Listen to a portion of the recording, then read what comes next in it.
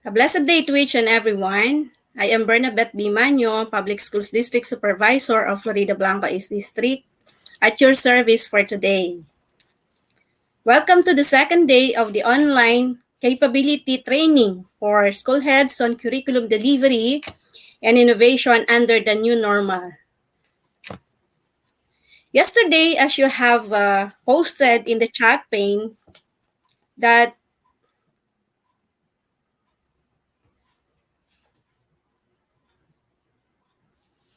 it was indeed a fruitful and a challenging seminar. And of course, it's timely since comes Monday, it will be our first day of the school year 2021-2022.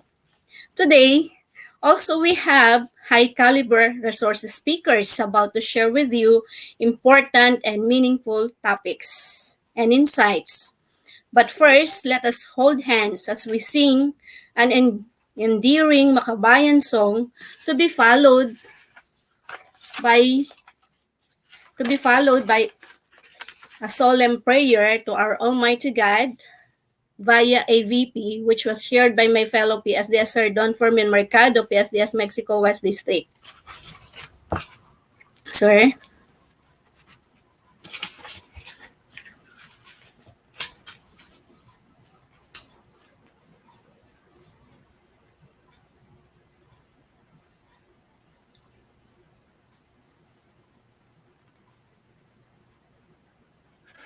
Handog namin itong kantang to para sa lahat ng Pilipino. Tayo na po't magkais at magtulungan para malagpasan po natin ang pagsubok na ito. Stay home.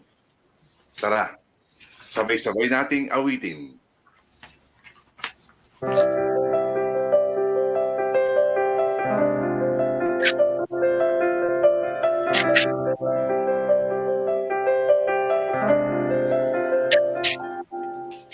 Sawari mo'y nag-iisa, lahat kanya-kanya, ngunit di man nagsasama, kaya pa magkaisa. Isa sa pag-iingat, isa sa ating dasal, laging nagpapatunay na tayo'y makatao pa. Together we are being called to make a future world. The test we face is for us to prove that we can heal as one. We heal as one with kindness. We heal as one. We serve, we share, we show compassion. We heal as one. Mo'y nag-iisa, but when we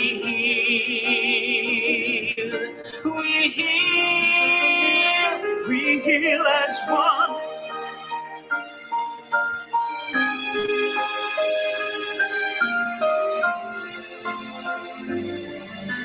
Isa sa pag-iingat, isa sa ating dasal, lahing nagpapatunay na tayo'y makatao pa. Together we are being called to make a future world. Test we face is for us to prove that we can heal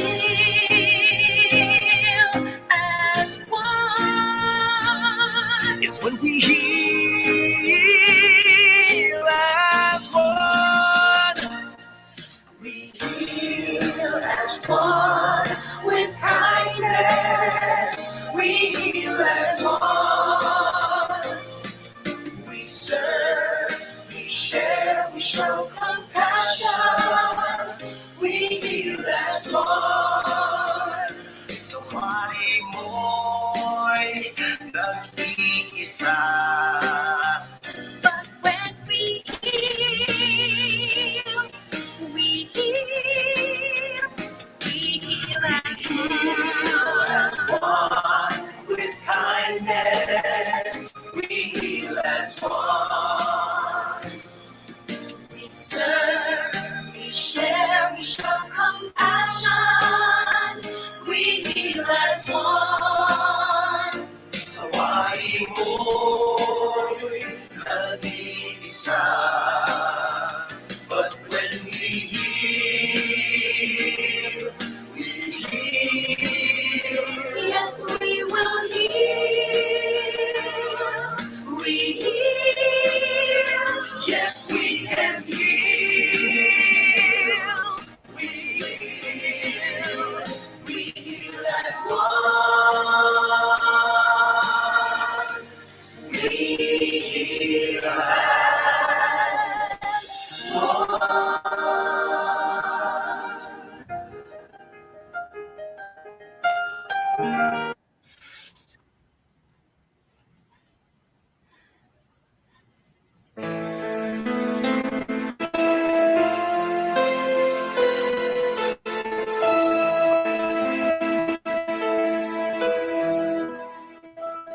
Kampanan isa Kinlegwan ganing alaya Gabunding pantasag marangal Sibul ning lubut karinaning tepangan Batis ning katalaruan At manamdam makabalen Ligaya mi inyeka King malugod mong kandungan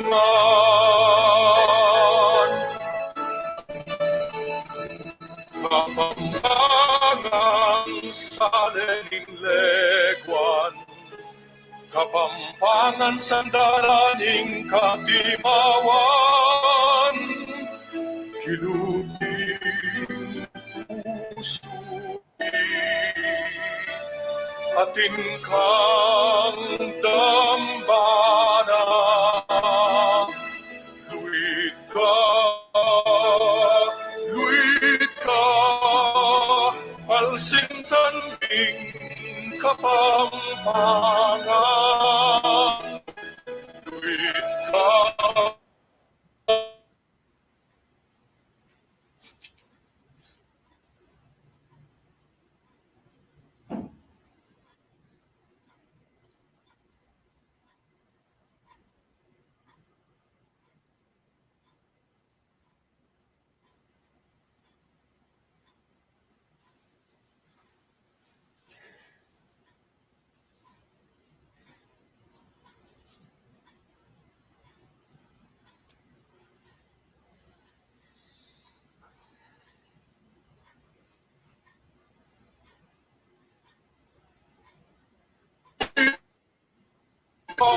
Alsintan bing kapampangan Luit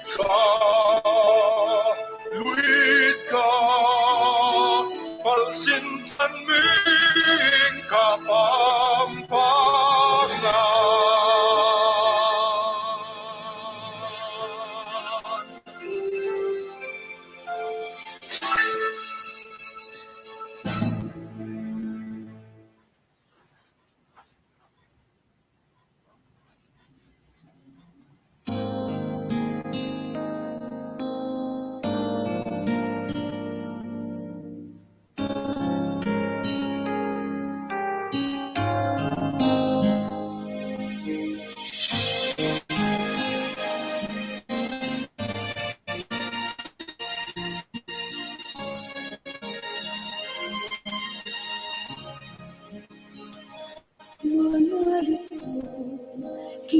Diyos no karinman, king mamala ang tuwan king danuman, ing malyari nano pamas, babansyan ako nitang mala, kaya manali, kaya ingatan ako, Tuhan kadir cupingging ku, mialunan man iningyaku, ingin Diyos yang bibingat aku,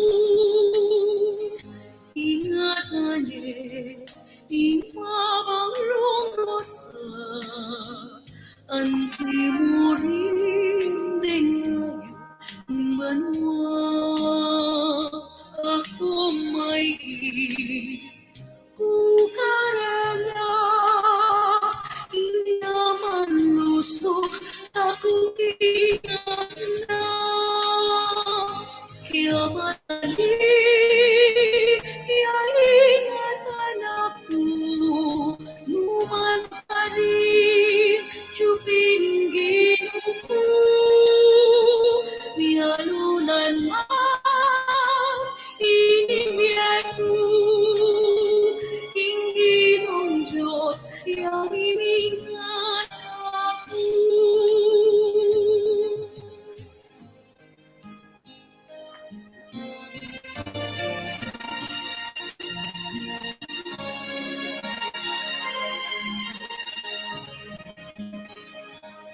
Isa ito man po sa lingkod, babandyan kuning akong Pasko, ang ako, king pagmalun, ingon na Kristo, akong iniaklong, kaya manalig, kaya ingatan ako, luman ka rin, chupiningin mo, mialunan man, inibiyag ko, hindi ang Diyos, yang iningat ako, kaya manalig, kaya ingatan ako, luman ka rin, chupinggin ko, mialunan man, inibiyag ko, hindi mong Diyos, yang iningat ako.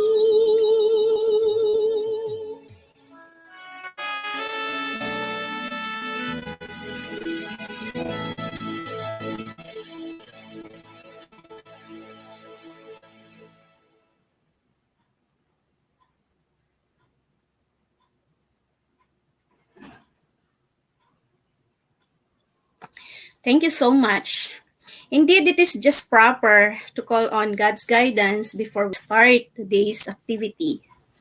Now, let us see who are now ready for today's activity by typing in the chat pane or the chat box your school, district, or personal mantra, or even your favorite Bible verse, just like this one. Here's my favorite Bible verse.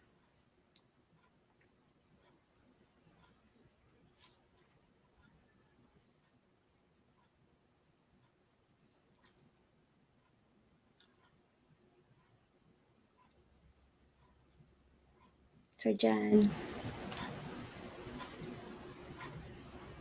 Okay, kindly write in the chat box for your personal mantra, your school mantra, or even your favorite Bible verse.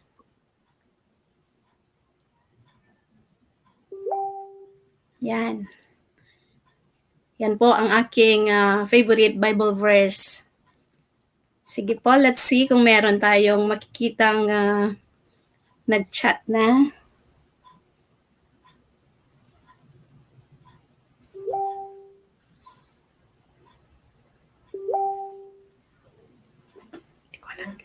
Ayan. Ma'am Eva Camiling, the Lord is my shepherd, no? Psalm 23. How about the others po? Share tayo.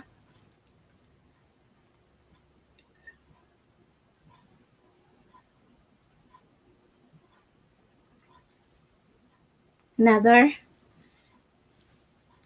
Hello sa aking mga kasamang mga PSDSS po. Ayan, San Basilio High School po, Santa Rita. Sabi niya, for I know the plans I have for you, plans to prosper you and not to harm you. Jeremiah 29:11. Thank you po, Ma'am Mirna. Ma'am Mirna Santos. Yes, another po.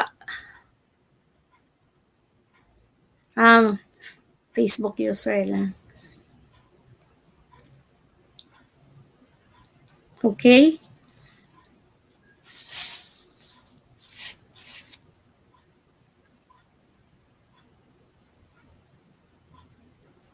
Be kind to each other, Ma'am Cristalita Samson Garcia from Basa Base High School. Yan. Many are the plans in a man's heart, but it is the will of the Lord that prevails. Facebook user lang siya. Sayang, di po natin na mababasa ang kanyang pangalan, no?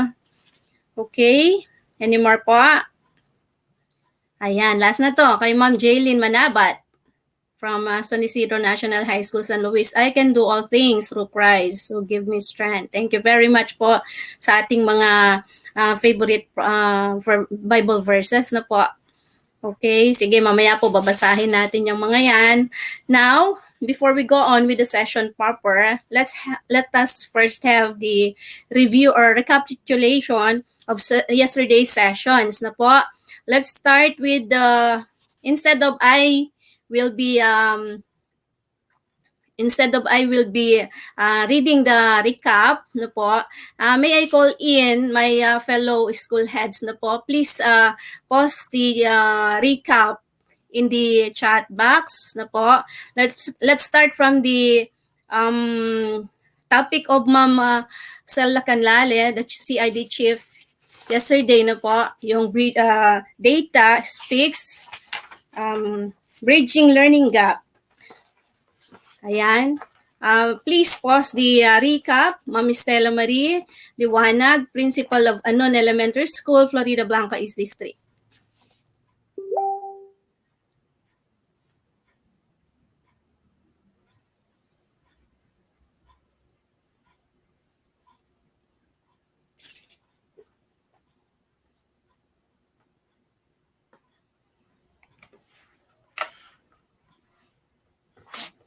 Nami-step paki-post sa chat box.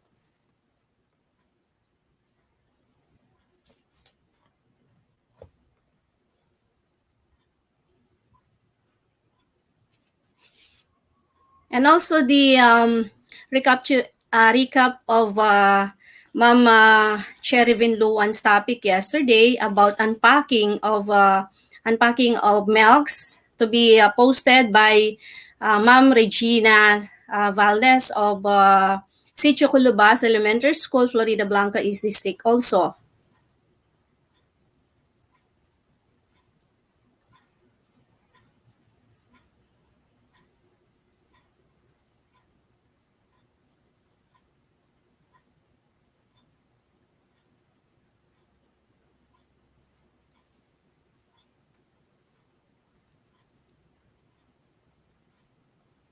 Okay, while waiting for the recap,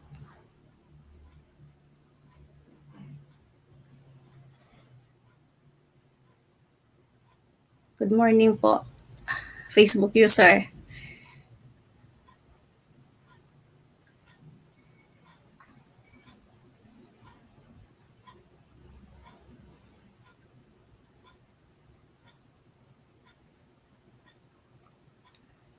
Ayan. Ito po ang recap ng first topic yesterday, Data Speaks, Bridging Learning Gap. It is important to innovate in this challenging new school year, for if we continue to think the way we always thought, we'll continue to get what we've always got. The whys and hows in bridging the learning gaps, feedbacking, and various data results are vital in determining the learning gap, achievement gap, and learning loss. Proper profiling of learners of their multiple intelligences are to be considered as well in giving them the right teaching styles, because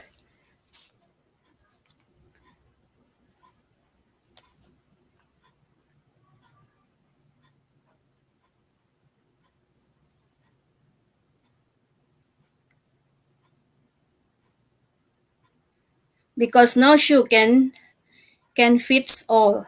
Okay, thank you very much, Ma'am Stella, for that very wonderful takeaways. How about the second one?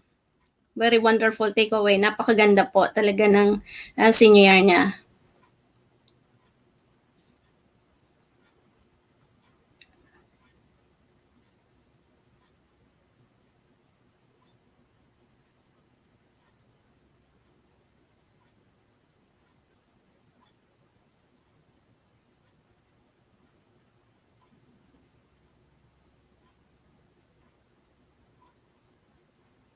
Ayan. Ito naman ang takeaway ng unpacking of most essential learning competencies po, no, which was discussed by Madam Chair Vin Luwan, as shared by Ma'am Regina Valdez of Sitio Culubasa Elementary School, Florida Blanca East District. Unpacking means breaking the standard down to make it student-friendly. The speaker gave us a comprehensive lecture on the 4 steps in unpacking the MELCs. Number 1, identify the concept knowledge and skills, and then define, understand what learners are expected to know, understand and be able to do, and identify the nouns and verbs in the learning competency. The nouns guide us on content standards.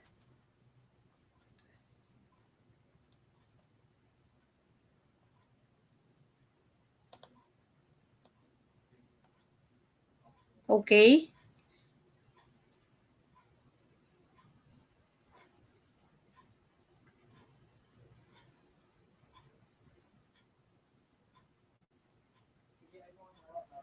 At ang mas pinaka tumatak sa aking isipan, no, as based dun sa discussion ni Ma'am Cherry yesterday, curriculum guide is just a piece of paper unless it was enlivened in the classroom. Napakaganda po nun. Indeed, our teachers play very important role in educating our pupils, no po, our students.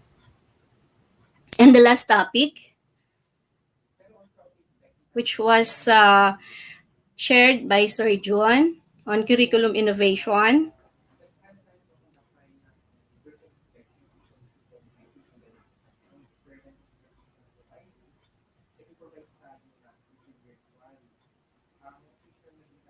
Thank you for sharing, Ma'am Mary Tababa. Unpacking guides the school heads in checking the WHLP of teachers and in class observation too. Thank you po. Ayan. Ang last naman po na mag-share ng kanyang learning yesterday about the topic of Sir John ay si Ma'am Irene Marquez of Florida Blanca East also. Sir John Cunanan discussed yesterday the topic curriculum innovation, which includes the following curriculum innovation basis, DepEd Order 21 Series 2019, policy guidelines on the K-12 basic education program, curriculum principles, guiding principles for curriculum innovations and development. An overview of curriculum models, models of curriculum, development innovation, wherein he presented 7 models. Ano-ano po ba yung 7 models na pinresent ni Sir John? Number 1 ay project model, which is results-oriented. Number 2 is process model, open-ended siya and focuses on how learning develops over a period of time. Number 3, subject-centered model revolves around a particular subject matter or discipline. Number 4, learner-centered model revolves around learners' needs, interests, and goals. Number 5, problem-centered model teaches the learners how to look at the problem and formulate a solution.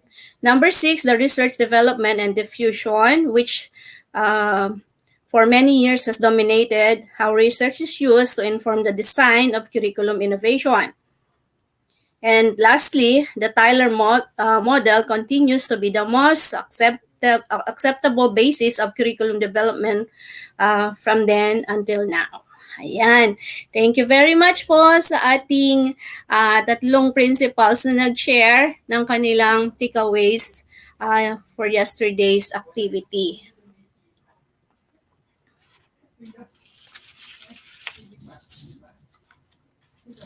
Okay. Now, let's have the session proper.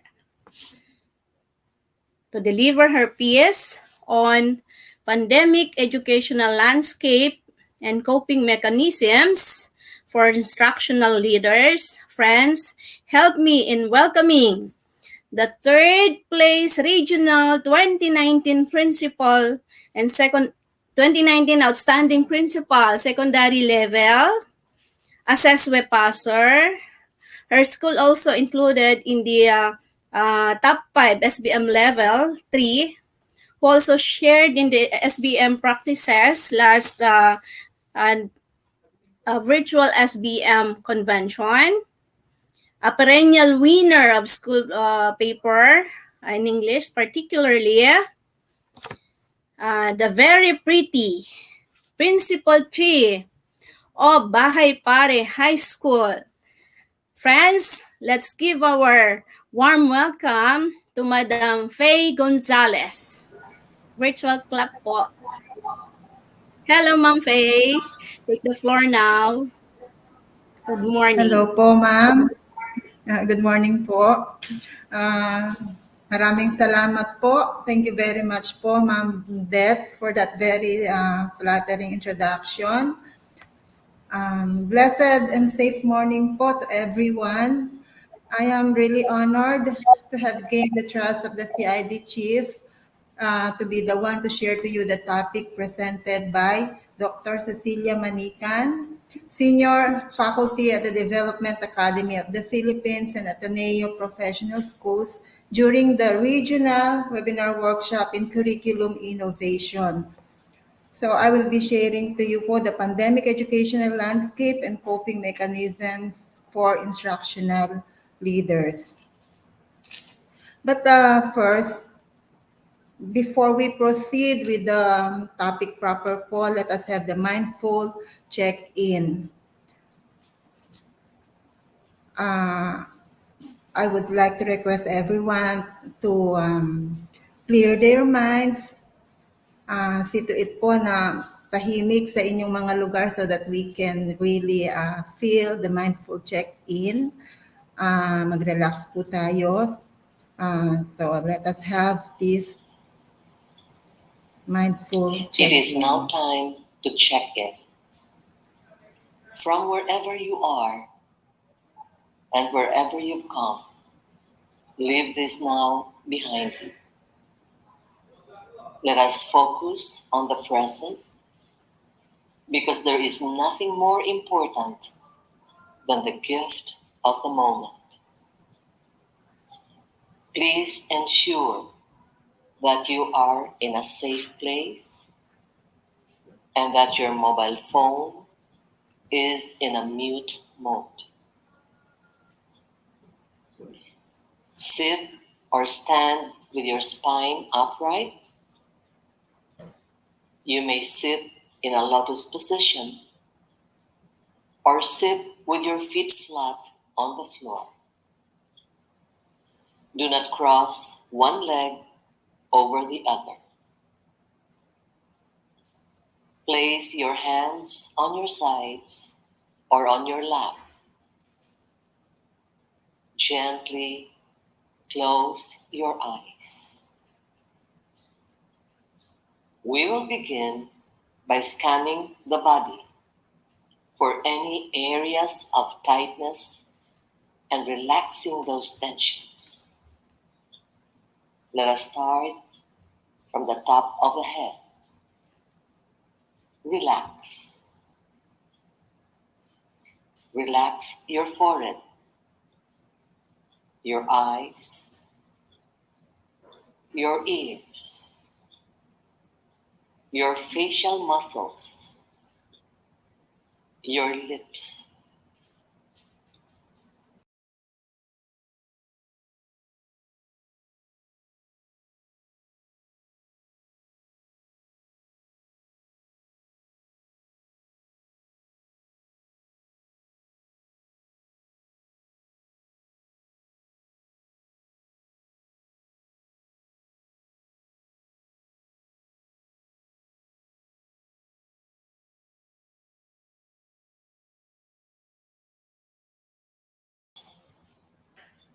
Lower arms, hands, fingers.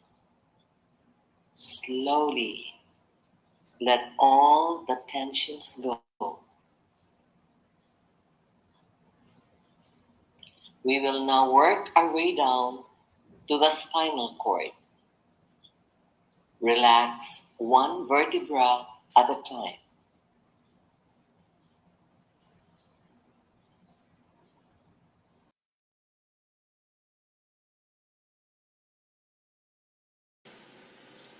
From wherever you are and wherever you've come, leave this now behind you. Let us focus on the present because there is nothing more important than the gift of the moment. Please ensure that you are in a safe place and that your mobile phone is in a mute mode. Sit or stand with your spine upright. You may sit in a lotus position or sit with your feet flat on the floor. Do not cross one leg over the other. Place your hands on your sides or on your lap. Gently close your eyes. We will begin by scanning the body for any areas of tightness and relaxing those tensions. Let us start from the top of the head.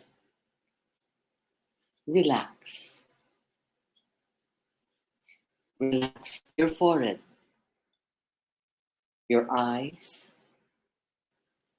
your ears, your facial muscles, your lips. Relax and feel the tensions evaporating from your head.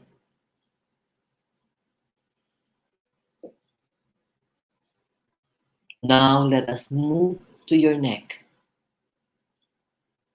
Relax your neck muscles. Relax your shoulders, upper arms, lower arms, hands, fingers. Slowly let all the tensions go. We will now work our way down to the spinal cord. Relax one vertebra at a time.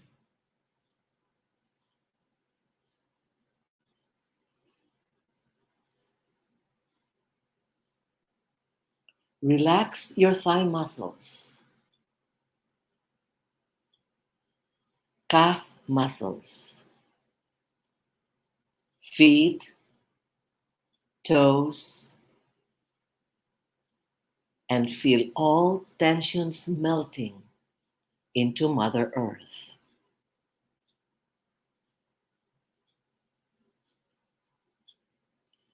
The next step is to scan for any remaining areas of tension or anxieties in your body.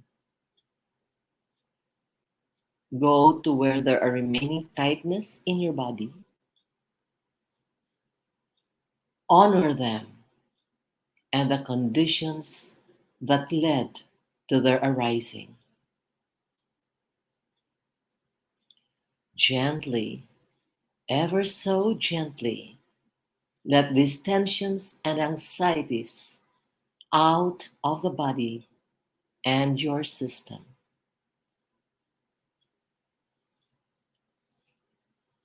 Now that the body is completely relaxed, let us slowly bring your attention to the tip of your nose.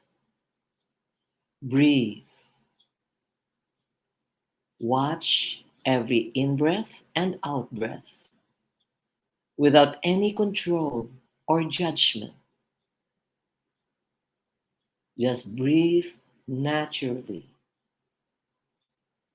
There is nowhere else to go and nothing else to do.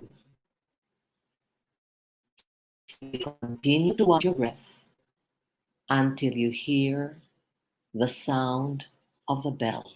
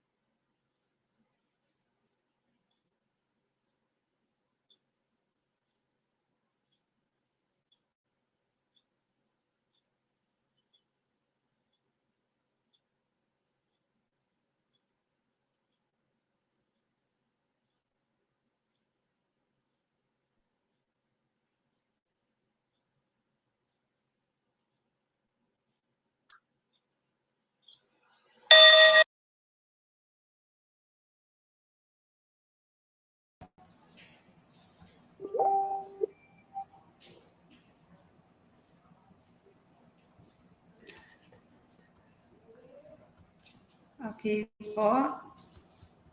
So, ano po ang pakiramdam? Na-relax po ba tayo? Especially po during this time of pandemic, ayan, nakikita na po siguro ninyo yung VUCA.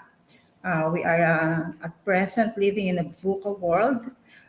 Nakakatulong po siguro ng malaki itong ganitong tinatawag nating mindful check-in. So, okay, so please bear with me po for the next 1 hour and 30 minutes. Okay, salamat po.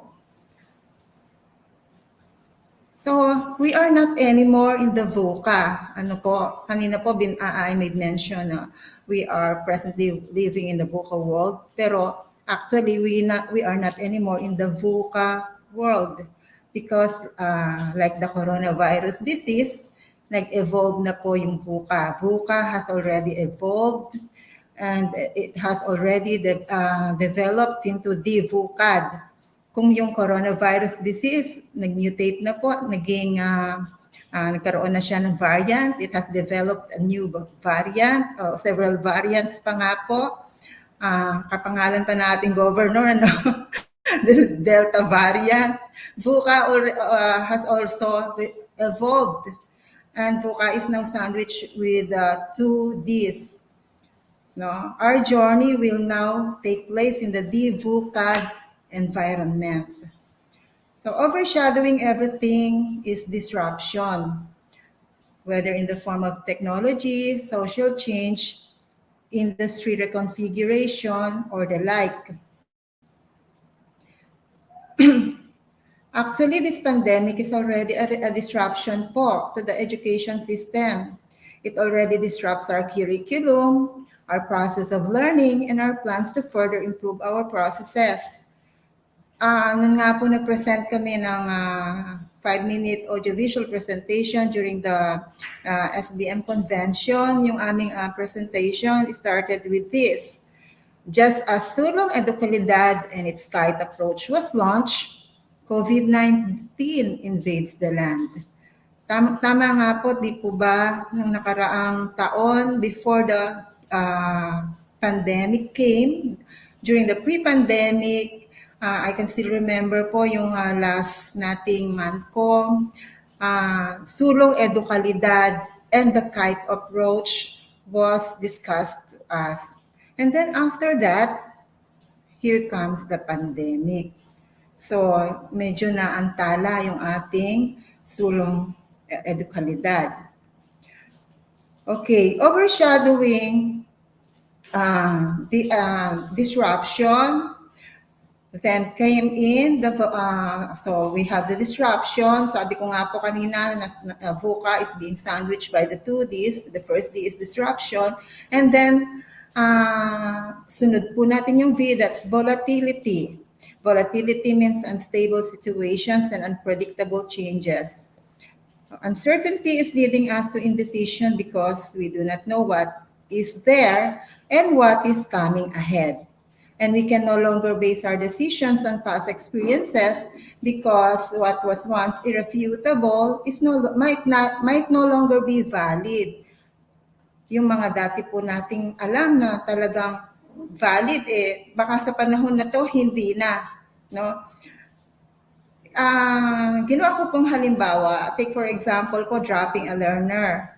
Kung dati, the rule says that a certain learner, if he was able to accumulate, or he is able to accumulate certain number of absences, we can already drop him from the roll. Pasensya na po, di ko matiyak kung ilang gaano yung talagang ma-accumulate niyang absences. But we depend the accumulated absences, yung pagda-drop po ng ating mga anak. Pero kaiba po ngayon, not anymore in this time of pandemic. Hindi na po tayo pwedeng mag-drop because there should have been many interventions done first before we can decide removing him from the list. Dahil nga po wala naman tayong face-to-face. And so we arrive to complexity. Kaya po we arrive to complexity where there are many interconnected elements, so much to consider that complicates the decision-making and planning process, especially at this pandemic time. Katulad nga po ng kanina ko pa sinasabi, hindi po tayo lalong makakapag-desisyon ng bara-bara.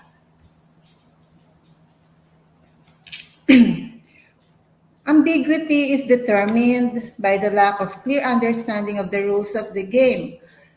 Sometimes this is due to the situational uniqueness and doubts when trying to make decisions in the new context. The shift from the usual face-to-face classes to distance learning is an example of an ambiguous situation. We never have known how the learners react to situations until we have come across and experienced them in reality and actuality. Ito pong biglang shift po natin, from face-to-face, from yun yung normal natin, to distance learning, malaking impact po sa ating educational system. Kaya nga po, talagang we are really living in a DVUCAD environment. And then finally, we have the letter D, the diversity. Diversity includes all aspects contributing to building an organization. Cognitive diversity, gender balance, plus cross-cultural and intergenerational diversity, defining each individual as unique person. And so therefore, even in our curriculum curriculum implementation and teaching processes, we always consider diversity because our learners themselves are diverse and we need to make them learn in spite of their individual differences. Kahit noon pong walang pandemic, we always consider diversity. That's why we have, kasi nga po, our learners have multiple intelligences and we apply different strategies to address their diversities. Okay po. So we move to the next slide. Counteracting to the VUCAD environment. So paano po ba tayo ngayon lalaban? So how do we counteract to the VUCAD environment? Good judgment counteracts disruption. So, sabi po dito, discernment counteracts disruption. Discernment means good judgment. When we have good discernment and we are firm with it, we can fight trouble or interruption. Take, for example, our decision on what modality are we going to blend with what is we already are implementing, or what we have previously implemented. If our judgment is good and reasonable enough, interruption or interferences can also be reasonably addressed. Okay, what counteracts volatility? It's vision po. So vision counteracts volatility. Shaping or holding on to our vision is even more important at these trying times than in the normal times. This will help us withstand difficult situations. It is also important that we understand where we are going and why we are going there. Kaya nga po sa DepEd, no, yung vision natin, we always adhere to our vision of having Filipinos who are nation-loving, with values and competencies that will make them realize their full potential so that they can contribute meaningfully to building the nation. What counteracts uncertainty? Yan, sabihin na po tayo, ano? Understanding counteracts uncertainty. To identify new opportunities, the leader needs to go beyond the boundaries of his competence. It is important to be flexible and communicate with employees and of different levels. And so here, soft skills play an important role. In particular po, ang mga tinutukoy kong soft skills dito ay yung ating communication skills and empathy. Okay, in the VUCAD environment, clarity, we go to complexity po. What counteracts complexity? It's clarity. In the VUCAD environment, chaos ensues quickly and violently. It is necessary to quickly determine which strategic directions to focus on in order to get out of the crisis situation as soon as possible. That is why it is a fitting recognition for DepEd, no, to have quickly guided us to the direction of continuing education amidst the pandemic. Nung nagkaroon po ng pandemya, agad-agad, ang bilis na kaisip ni DepEd, ang bilis na kaisip ng ating secretary ng paglalabas ng Basic Education Learning Continuity Plan.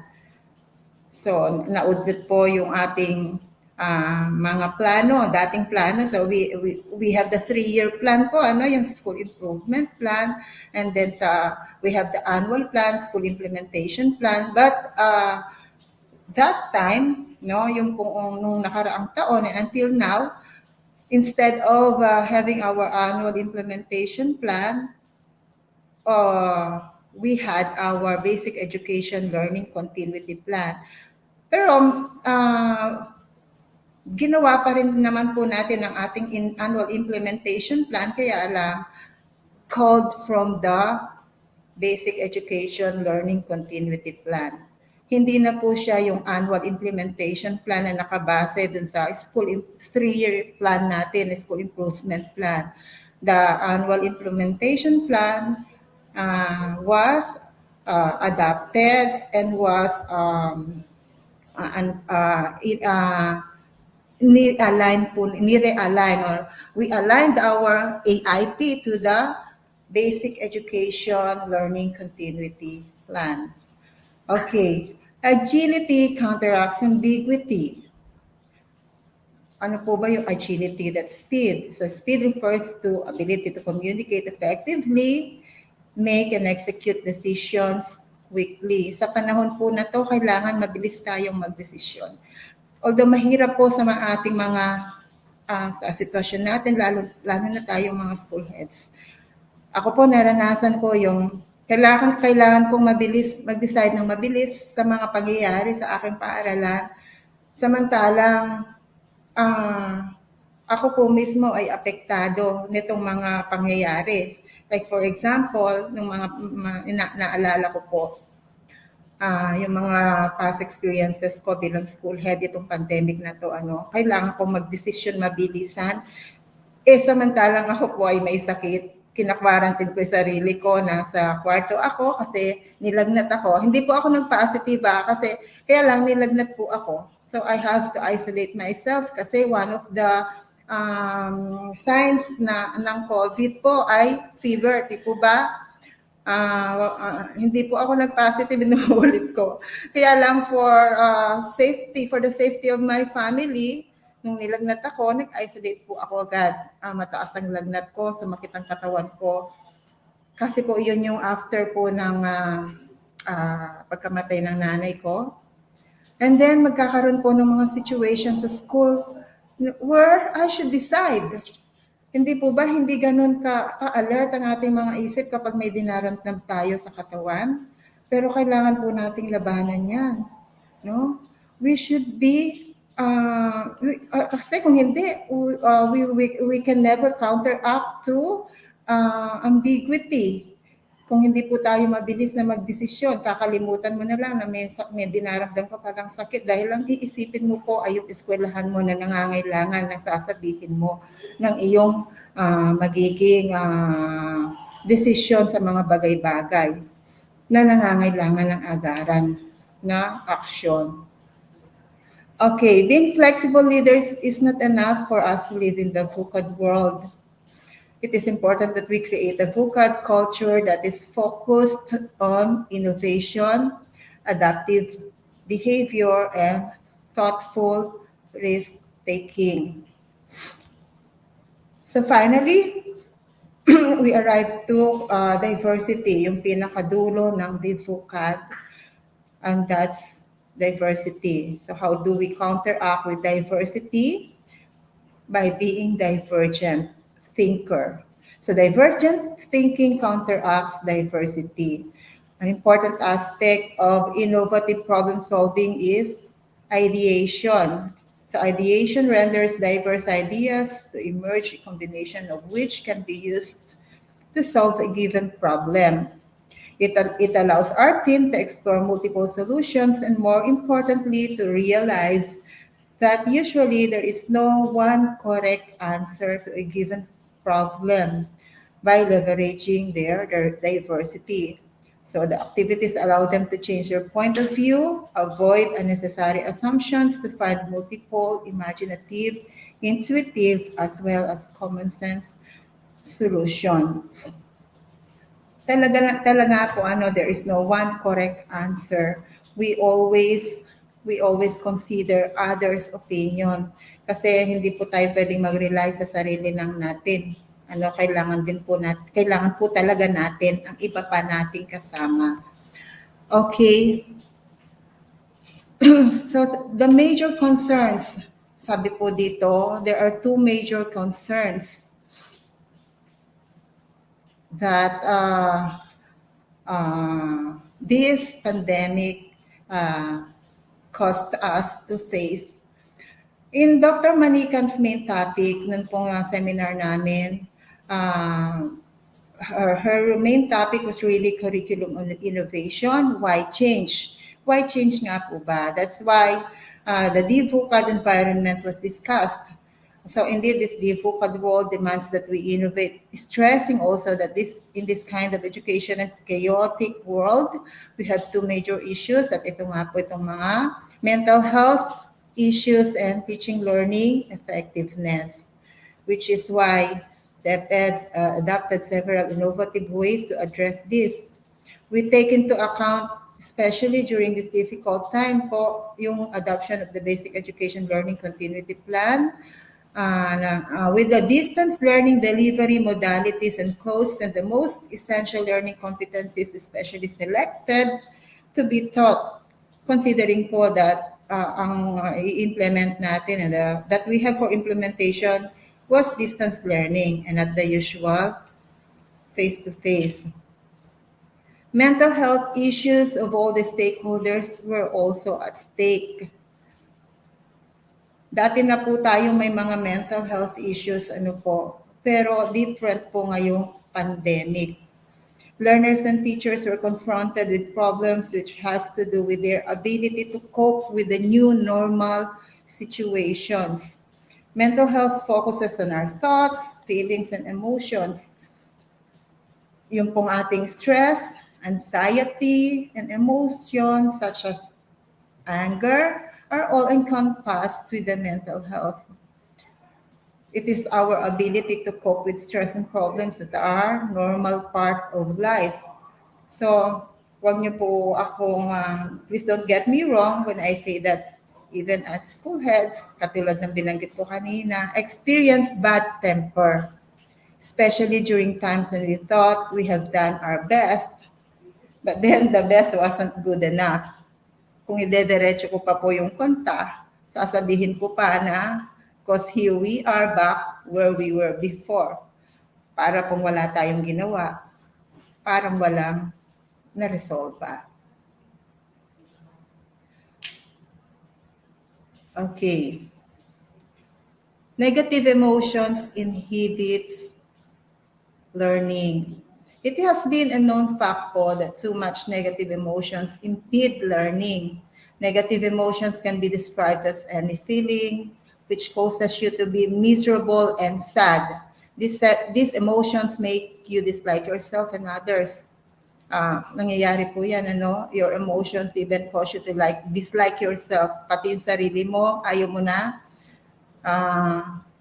And pati yung ibang tao. And it also reduces your confidence and self-esteem and general life satisfaction. Emotions that can become negative are hate, anger, jealousy, and sadness. Okay. On the other hand naman po, syempre, positive emotions enhances learning and well-being. Positive emotions enable us to imagine. It also enables us to experience joy and wonderment, and also makes us become curious with things.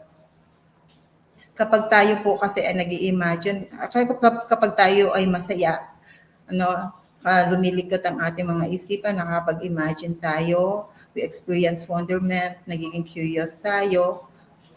Those are positive emotions. Kasi nakapagdudulot po sa atin yon ng saya. Okay, so how do we develop a social, emotional, psychological balance? Because we have mental issues and teaching learning effectiveness as two major issues, we need to develop our social, emotional, psychological balance. We have to have balance between our emotions, the way we interact with the people, and the way we practice sound judgment. So, paano po natin gagawin yan? To do so, we apply contemplative pedagogy.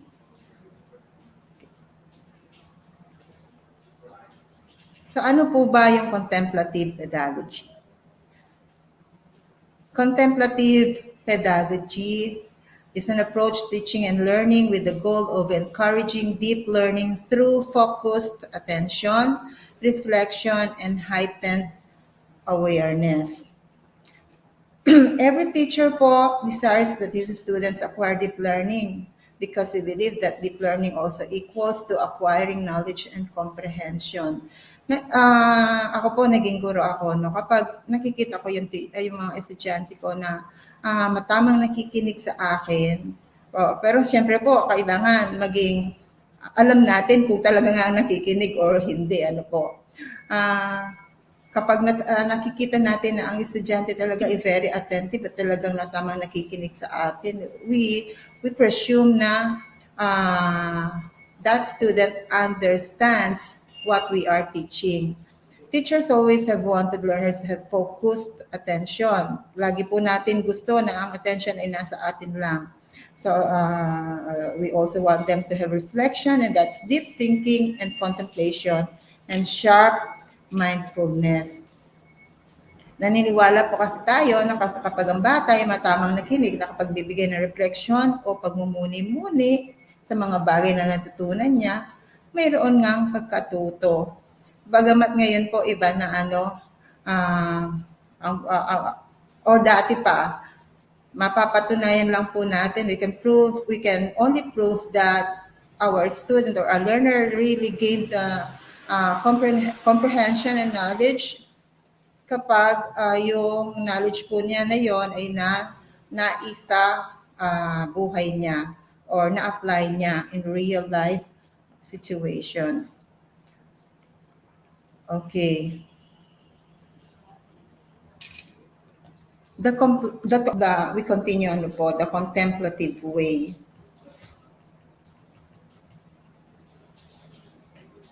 Inviting the contemplative simply includes the naturally human capacity for knowing through silence, looking inward, pondering deeply, beholding and witnessing the contents of our consciousness. These approaches cultivate an inner technology of knowing and thereby a technology of learning and pedagogy. Contemplation leads us to thinking profoundly about something because knowing through silence is knowing with our heart. Ano po?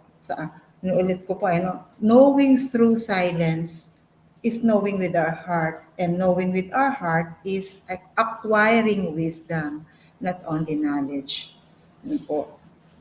Kapag sinasama natin ang ating puso sa pagkatuto, we do not only acquire comprehension, we do not only acquire learnings and knowledge. More than that, we acquire wisdom. Okay, so we go to the fundamentals of contemplative pedagogy. Simula po kanina, nakikita niyo na po, yung mga slides po na to ay hiram ko po kay Professor Cecilia Manican. Professor po siya ng Development Academy of the Philippines and Ateneo Professional Schools. So, kaya nga ako, I hope I am giving justice to the slides of Dr. Manican. So, ano po ba ang mga fundamentals of contemplative pedagogy? We go to mindfulness. Isa daw po sa fundamentals of contemplative pedagogy is mindfulness. What is mindfulness? A conscious awareness cultivated through meditation or mind-body practices to better manage our thoughts and emotions. We all experience anger po, di po ba? Wala pong taong hindi nagagalit. And when we are angry or annoyed at something, we tend to act indifferently or utter words which we do not really mean, but then may lead to hurting people. Sa akin po, madalas mangyari yan. Inaamin ko kasi medyo mainitin pong konti ang ulo ko. Nilagyan ko pa po ng konti, So, sometimes, kapag hindi natin na-control yung ating emotions, nakakasakit tayo ng tao. Sabi dito, meditating or being mindful will help us control our minds and so therefore control our thoughts and emotions. Yung matama daw po, malalim na pag-iisip, being mindful of what of our actions, of what our tongue is saying. Baging tongue aware lang po tayo. That's being mindful. And that we can do through meditation. So maiiwasan na natin na makasakit tayo ng ating kapwa. Napakahalaga po sa atin yan bilang school heads. Kasi as school heads, kailangan nating iniingatan po ang ating mga katrabaho. More than we care for ourselves, we must care for our people. Okay, quieting the mind. Contemplative pedagogy is designed to quiet and shift the habitual chatter of the mind to enable a capacity for deepened awareness, concentration, and insight. Ano po ba yung chatter of the mind? Sabi po nila, our brain never stops thinking. ewan ko po kayo kung na-experience nyo to, ano, sa sobrang active ng ating isip, minsan meron, halos dinidiktahan na po niya talaga tayo. Ang tawag daw natin dito ay mind chatter. We often allow mind chatters or thoughts inside our mind to distract our quiet thinking. Pati tuloy yung pag-iisip natin na distract nitong mind chatter na to. So contemplating or quieting the mind gives us deepened awareness, concentration, and insight. Lalo na po sa panahon na to, it is very important that we always quiet our mind kasi very destructive nga po. Na we are living in the devukad environment. So mahalaga po na ginagawa natin itong mga bagay na ito. Mahalaga na we quiet our minds at least once every day. Kasi lalo na kung stressful na po ang pangyayari sa ating paligid, ano, we can only think properly if papahingahin natin ang isip natin, and that we can do by quieting the mind. Contemplative knowing has been proven fundamental in accessing deep insights in the development of wisdom and understanding. So kanina po, na-mention ko na, I have already mentioned a while back that knowing in silence help us acquire wisdom and not merely knowledge. Okay. Contemplative pedagogy requires preparation of both mind and heart. We cannot have a sound mind with a weak heart. Sabi po, no? Both should be both ready as they complement each other. Ang ating isip at ang puso, they complement each other. Hindi po pwedeng handaan lang ang isip natin, weak naman ang ating puso. Hindi rin naman po pwedeng handa ang ating puso, hindi naman kaya ng isip. Kailangan pong parehas silang ready. Developing mindfulness. In mindfulness, we maintain a moment-by-moment awareness of our thoughts, feelings, bodily sensations, and surrounding environment through a gentle, nurturing lens. Dahil nga po mindfulness refers to the quality or state of being conscious or aware of something. Okay, mindfulness meditation. Yan. We go to meditation na po. No? Kanina po, we did a meditation. Yung ating preliminary activity kanina, that was a meditation. No? Mindfulness meditation is the process of quieting the mind via the breath, with basic instructions to observe the flow of thoughts from a non-judgmental space. This practice is a practice crucial in developing acceptance, tolerance, and compassion for oneself and other. Yun nga pong preliminary activity natin. That's tinatawag po natin yun na mindful check-in.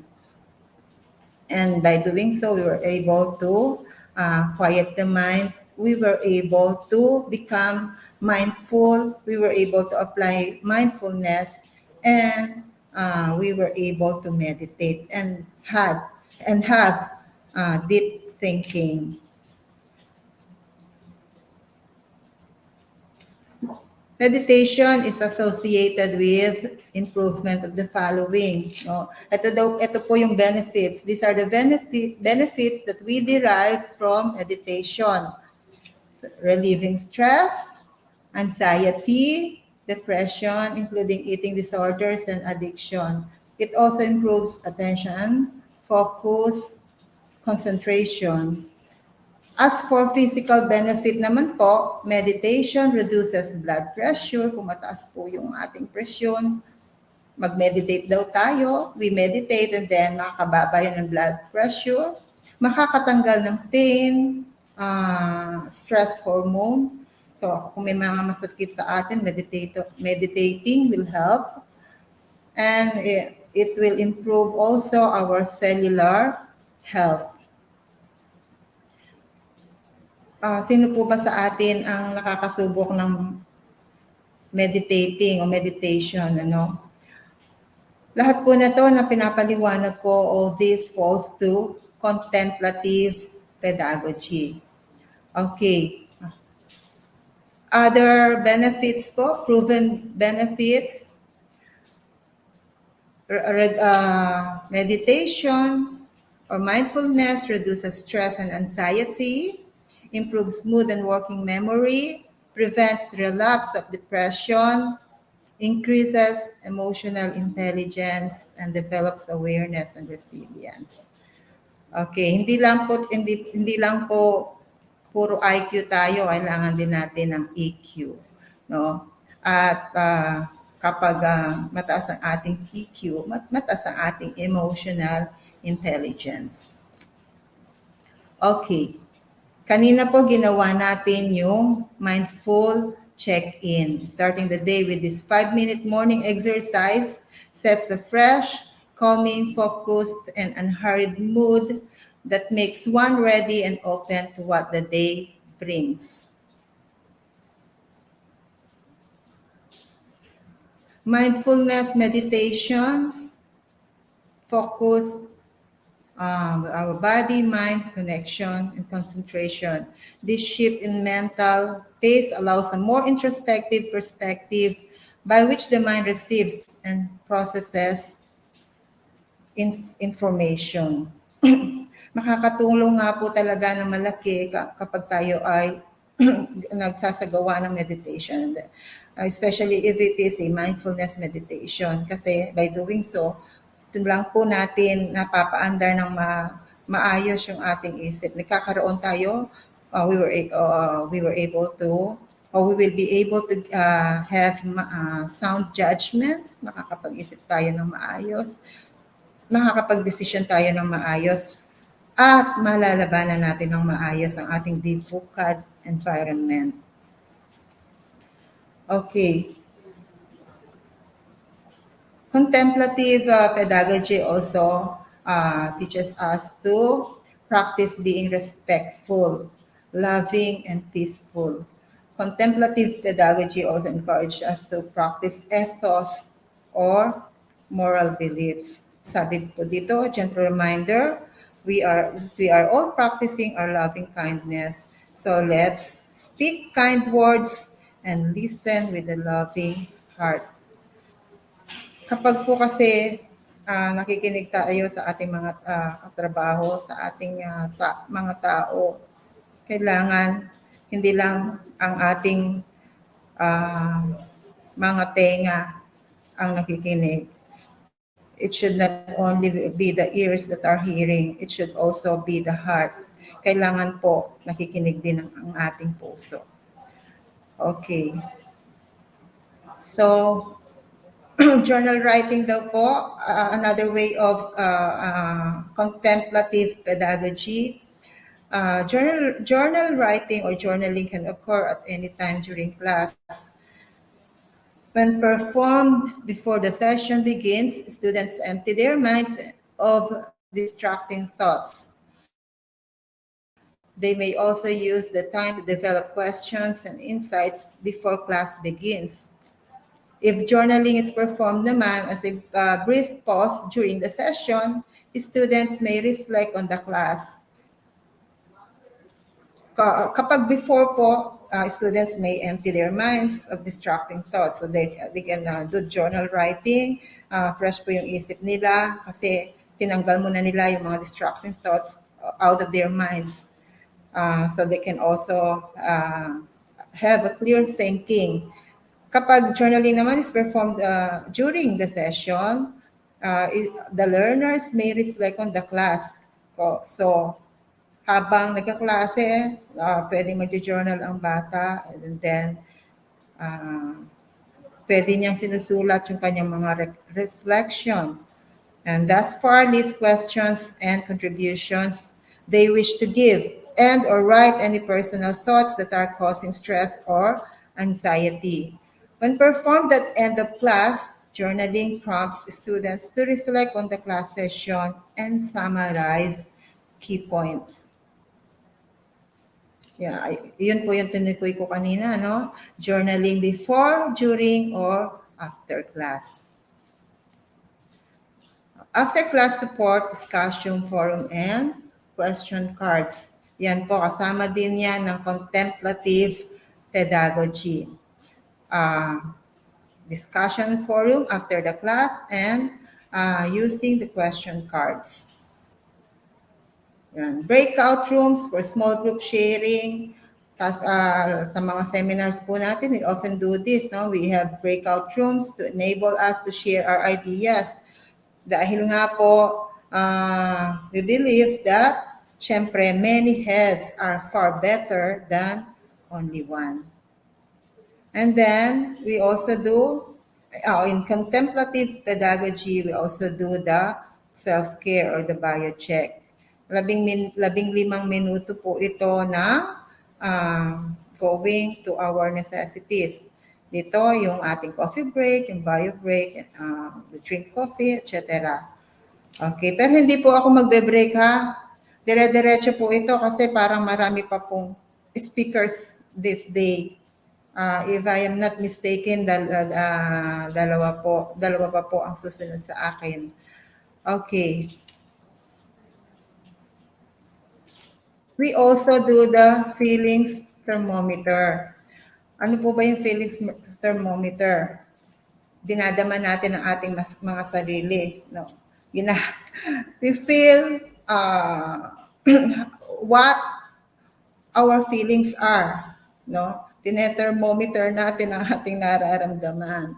How do we feel? Are we feeling angry? Are we feeling furious? Are we feeling frustrated, annoyed, irritable? Are we feeling anxious? Are we worried? Are we unsettled? Are we sad? Are we negative? Are we lonely? Or are we happy? Are we calm? Or are we content? When we feel angry and furious, ano po ba yung dapat gawin? What can you do about being angry or furious? Sometimes we do vigorous physical exercise. We breathe deep breaths and take a warm shower or bath. Ginagawa niyo po ba yun? Yung kapag furious kayo or angry, you pause and then you take a warm shower or bath. Kasi mainit ang ulo natin, so kailangan natin magpalamig. We take shower or bath. Kapag when we feel frustrated naman po, annoyed, what do we do? Do we meditate? Nagme-meditate po ba tayo? Do we listen to our favorite music or do we take a fast-paced walk? Naglalakad po ba tayo? Yung bang, ako po minsan nagagawa ko ito no, kapag irritable ako. Lalo na dito sa school, kapag irritable ako sa isang bagay, ginagawa ko po. I go out of my office and then I walk. Naglalakad ako, nag-iikot ako. Pero hindi po ako naghahanap ng mapapagalitan. Nag-iikot ako para ma-release yung nararamdaman ko. Saka kapag kasi naka-encounter po ako, halimbawa sa paglalakad ko, may nakausap akong bata, magiging masaya na ako nun. Marirelease ko na yung kung ano man yung nararamdaman ko. Kapag nakipagkwentuhan ako sa mga bata, mas gusto kong kakwentuhan ng mga bata kaysa sa mga teacher ko. Kasi madalas naman natin kausap ng mga teachers, di po ba? Okay, kapag tayo po ay anxious, worried, or unsettled, ano po ginagawa natin? Do we talk to a family member or friend? Do we pay attention to each of our 5 senses? Or we focus on what we can control? Parang kapag worried ka po, ako kapag worried ako, I talk to a family or a friend. Pero mas madalas po friend. Ewan ko po ba bakit hindi sa family. Meron na kasi akong BFF talaga na lahat ng pinakatatago-tago kong sekreto ay alam. Okay, kapag po ako'y worried, lagi kong chinachat, tinatawagan. Tapos pag kinonfort ka na niya, wala na yon. Okay, when we are sad and we feel negative and we are lonely, ano po ginagawa natin? Tayo, usually, we are crying, we feel withdrawn, or we feel disengaged. So, ano po yung, what do we do about it? We set a positive goal for the day. Di po ba? Kapag negative tayo, labanan natin yung pagiging negative by being positive, by setting a positive goal for the day. Or, again, call a friend or a relative, or journal about your feelings. Nagsusulat, journal niyo po ba yung inyong nararamdaman? Sinusulat niyo po ba? Parang, that's diary, ano? Pag galit ako today, susulat niyo po ba yon? Okay. When we feel happy, calm, or content, kapag kasi tayo masaya, we are smiling, we are laughing, we are engaged. Kapag nararamdaman natin ito, we help someone else. Ito yung panahon na nakakatulong tayo. We help someone else, we notice and enjoy our positive move, and then we engage in enjoyable activity. Okay, yan po, yan ang feelings thermometer. At the end of the day, a mindful checkout provides closure with generosity and gratefulness that nurtures soft and gentle hearts. Okay. Parang papayarin na tayo, no? Mindful checkout na po kasi ang tinutukoy dito. Mindful checkout daw po provides closure with generosity and gratefulness. Kapag kasi we feel generous and we feel grateful of all the things that has happened to us in a day, yan daw po ay nag-nurture ng soft and gentle hearts. Although sa ating trabaho bilang school heads, it is hindi po dapat na laging soft and gentle ang mga hearts natin. I know mag-a-agree po yung iba naming kasamahan dyan. Hindi pwedeng laging soft and gentle. Pero hindi rin po pwedeng laging ano ba tawag doon? Matigas ang puso. No? There will be circumstances when we should have a gentle and soft heart, and there will also come sometimes when we should have a hard heart. Depende po sa sitwasyon. Okay. So, insights for contemplative pedagogy. Teachers and students become more focused with a greater sense of the here and now when they engage in contemplative practices within the classroom, such as guided meditation, yung mga binanggit ko po kanina, journaling, silent sittings, deep listening, exercises with the body, and the free writing. Okay. Contemplative pedagogy or being mindfulness promotes respectful and ethical people. As Dr. Manikan quoted, ito po natandaan ko sa isa sa mga sinabi niya. Dr. Manikan quoted during the seminar, the more you respect, the more harmony you create. No? Napakahalaga nga po na may respeto. Kasi kung walang respeto, walang harmony. Lalong magiging defocused ang ating environment. Okay. Small group discussions provide the structure of I and thou consciousness, where fresh first-person subjective realities are matched or reconciled with second or third-person perspectives, establishing an important dialogue between individual and society. In small group discussions, we forget about the I, yung ako, no? kinakalimutan po natin yung ako, siya, or ikaw. And we inject the we and us, no? Nilalagay po natin yung tayo, no? And that's collaboration and partnerships na napakahalaga po sa panahon na to. Okay, so I think we should now do the mindful check-out. It is now time for our checkout. We will end the day with gratefulness,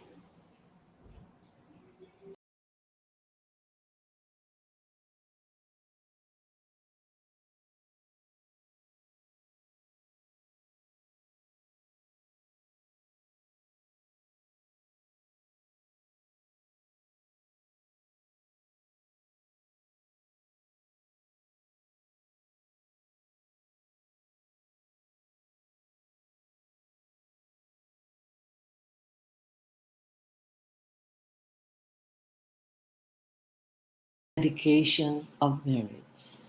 May pervade kindness, all, compassion, may love joy, and wisdom and equanimity inspire pervade all worlds. May love and wisdom inspire equality and patience. May our humility and gratitude give rise to great commitment and service. May this gathering of kindness bring light and peace to all. May this world be free from turmoil of the outbreak. May we respect and embrace all. And may each and every one of us and all members of our families be safe and well. God bless us all.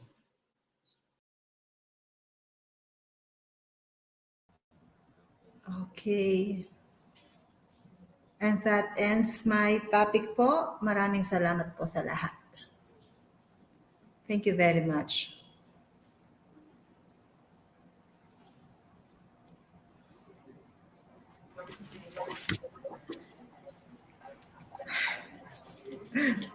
Thank you so much po, ma'am, for a well-presented topic, ma'am. Madam Faye Manyo Gonzalez. Magkamanyo ka pa mo na ma'am. Maraming salamat po sa lahat. Thank you so much po.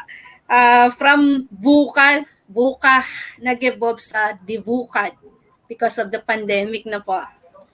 So sabi mo nga, disruption can be counteracts with discernment, volatility with vision, uncertainty, understanding, complexity, clarity, ambiguity, agility, and diversity, divergent thinking. Ayan. So lahat naman po laging merong solution, no? So this topic is quite informative and very timely, which will be of great help to our fellow school heads at this time of pandemic na po.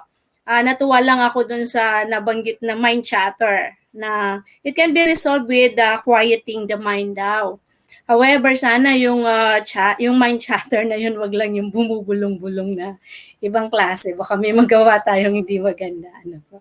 Okay, pamuli, maraming salamat po, ma'am, sa ating napakagandang topic na na-discuss today. Thank you, Ma'am Faye. And let's give Ma'am Faye a virtual clap. Ayan. Okay, lagi nating tatandaan, kindness is the language which the deaf can hear and the blind can see. It's written by Mark Twain. Next topic. Very interesting topic to be shared by the Matini Idol of the Division of Pampanga. Entitled, yung topic niya is sharing of updates in inclusive education during the pandemic. I am presenting to you the former division focal person in senior high school and currently education program specialist for us in South Sector, the eloquent, the humble. Ulitin ko, gwapong matini idol ng SDO Pampanga. Let's welcome Sir Wesley Mandap Tayag. Sir Wes. Hello po, ayan. Allow me to Yours. check first my registration in the camera kung pangmati ni Idol nga. Thank you po, Ma'am Beth, for your generous introduction po. Okay? Technically po bibigay po sa atin ng update ay si Sir Roel po. Unfortunately, may emergence lang po. That's why I'm here to represent the whole alternative learning system. So allow me to share with you my slide po. Wait lang po.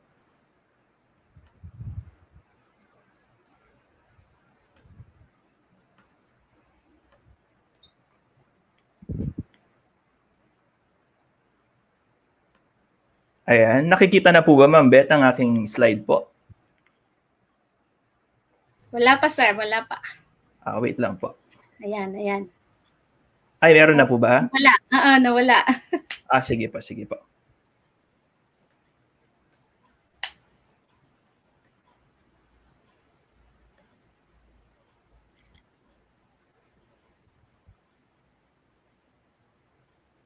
Ayan, habang hinihintay natin ang slide ni Sir Wesley, no?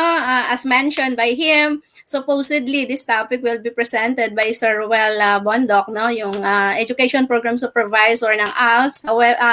Kung kilala niyo sa Sir Ruel, mas maikli ang hair niya kaysa kay Sir Wesley. Si Sir Wesley mahabang hair. Ayan. Nasan na? Where's the slide? Nawala ulit. Ayan po, wait lang po. Ayan. Yan. Opposite, no?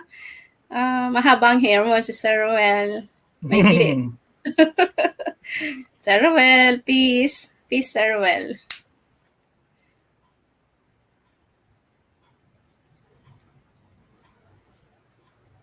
Nakalitaw na po ba? Yes, yeah. Nawala na naman. Ba't nawawala siya?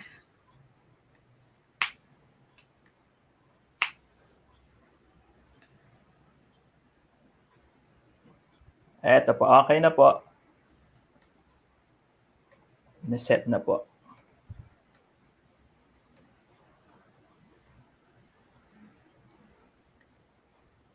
Okay na, ma'am? Yeah.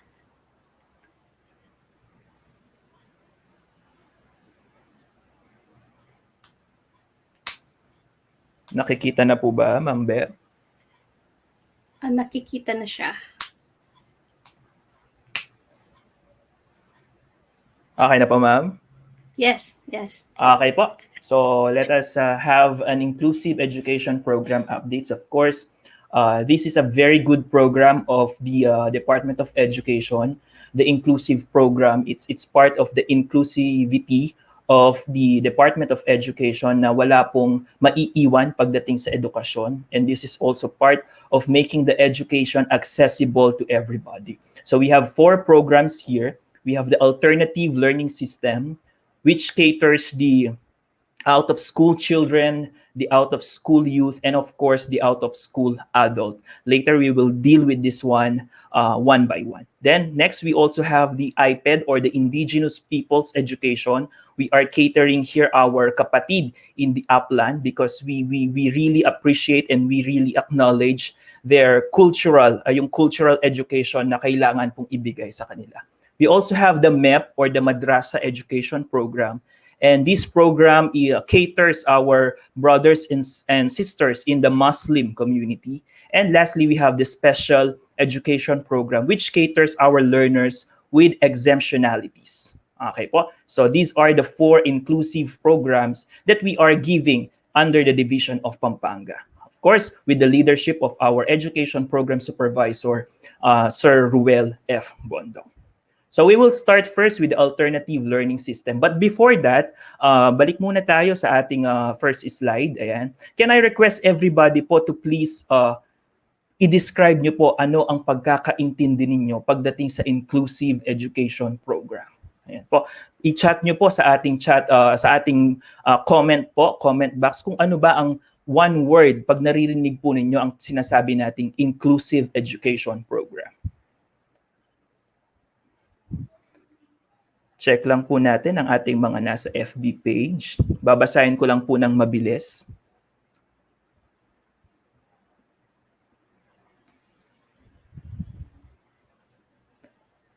I think we are experiencing 12 seconds delay po, so I'll give an allowance po for our participants to type their description about inclusive education program. And equally in education, sabi po ni Ma'am Lydia Canlas. Everybody is included. Maraming salamat, Ma'am Maria Trinidad. Ma'am Cristina Cordoba po, no learner is left behind. Tama po. Equality according to Ma'am Lydia. We also have education for all, sabi ni Ma'am Zenny. Included po lahat. Practice. Partner po, sabi ni Ma'am Euphemia. Ma'am Lorna, education for all. Education for all according to Ma'am Alipio. Okay, I'll check that. Non-formal, sabi po ni Sir Cordero. Maraming salamat po sa ating mga participants. Education for all, of course, sabi po ni Ma'am Ruth, our very good partner po sa alternative learning system. Sir Eduardo Yabut answered access to quality education. Ayan po, maraming salamat po sa ating mga responses. Now, we will deal with the different programs one by one, and I'll proceed first with the alternative learning system. I'll be showing you this picture. Ayan po. So, meron tayong makikitang tatlong picture dyan. Can I also ask everyone to please describe kung ano po yung nakikita ninyong picture? Pagkakita po ninyo ng picture, ano po ba yung nakita ninyo? Ano po bang pumasok sa isip ninyo upon looking at these photos po? Check lang po natin ang mga responses. I want to make this session po very engaging para po at least there's an interaction in this session po. All in, covering all services, sabi ni Ma'am Mard Salcedo. Full inclusion to all senior citizens, sabi po ni Sir Christopher Tamayo po sa ating mga pictures dito. Contentment, sabi po ni Ma'am Camiling. Elderly, sabi po ni Ma'am Maria. We are now describing this slide po, yung tatlo po nating pictures. No age limit for education, elderly, happy people. I love the description po. Role model, pillar, sabi po nila. Check po natin kung role model nga po sila. Aging but smart mentor, sabi po. Check natin kung tama ang mga guests ninyo. Diverse senior po, sabi nila. Okay. Okay. Allow me to describe these three beautiful ladies with a very priceless, very genuine smile, okay? They are very, po sila, medyo matanda na po, pero they are still beautiful. But, tingnan natin kung role model nga sila, kung they are teachers nga ba. So, let's check the first slide. Okay, the next slide rather. Ayan po. So, they are graduates actually of alternative learning system. Yung isa po ay 84 years old, the first picture, at siya po ay nag-graduate ng junior high school. And the next two pictures po, si nanay na napakaganda na nasa gitna po, she graduated po elementary level. And lastly po, si Lola rin po na 84 years old, nag-graduate rin po siya ng elementary level. Last year po sila, 2019. And they avail the program of alternative learning system simply because they want to see the gift of education. Okay po? By just simply looking at this beautiful photo, I want you to realize the beauty of alternative learning system as a parallel program of DepEd, as a counterpart of the regular, formal, at the same time, mainstream education. Okay po? Hanggang pong lalambatan mo, magkwento ko mo kung bagyan. I monitor the implementation of alternative learning system in Masantol, specifically in Balibago Elementary School. Shout out po sa ating principal dyan. Meron po akong nakita doon na learner po, 65 years old. Ang sabi ko po, bakit siya pumasok ng alternative learning system? Siya po ay BLP. When we say BLP, it's the Basic Literacy Program, meaning to say no read, no write po talaga sila. So they avail the BLP ALS program. And tinanong ko po siya kung bakit siya pumapasok. Ang sabi po niya is, gusto ko lang ma-ensure na yung aking binoboto na sinusulat nila sa aking balota ay tama at totoo. So that's the reason. Another po is the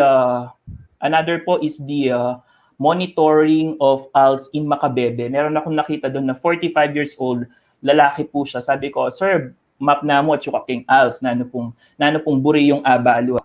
Kasi sir, ang sagot na po ka na ako. Kasi sir, magpa-boundary ko pong tricycle at lula. Ako po balo nung tutula po rin re-remit nung istula po rin re-remit ka. Kunya, at least po kanya, kung gang mamilang mo, hanggang mangwenta mo, mabiyasa ko na. So, ito po yung mga kwento ng ALS. Ito po yung mga kwento ng alternative learning system. And we are catering all of this because they deserve, even though second chance education po to, they deserve a first class education. And that's why we are here in the alternative learning system to give them those opportunity na nakukuha rin po sa formal, regular, or what we call mainstream education. Ayan po. So alternative learning system po caters yung mga out-of-school youth, yung mga na-drop po sa formal. Kine-cater rin po namin yung mga nasa kulungan, yung mga nasa BJMP. We are also catering the learners na nasa mga rehabilitation center, yung mga naging product po ng early pregnancy at na-drop. So yan po ang mga kine-cater po namin. So, yun lang po ang aking pinaka-overview pagdating po sa alternative learning system. And now, allow me to present to you the project titles we are implementing as of the moment as part of giving you the updates in the implementation of alternative learning system. The first one is the project signals. It means supervising instruction to gauge non-formal alternative learning system.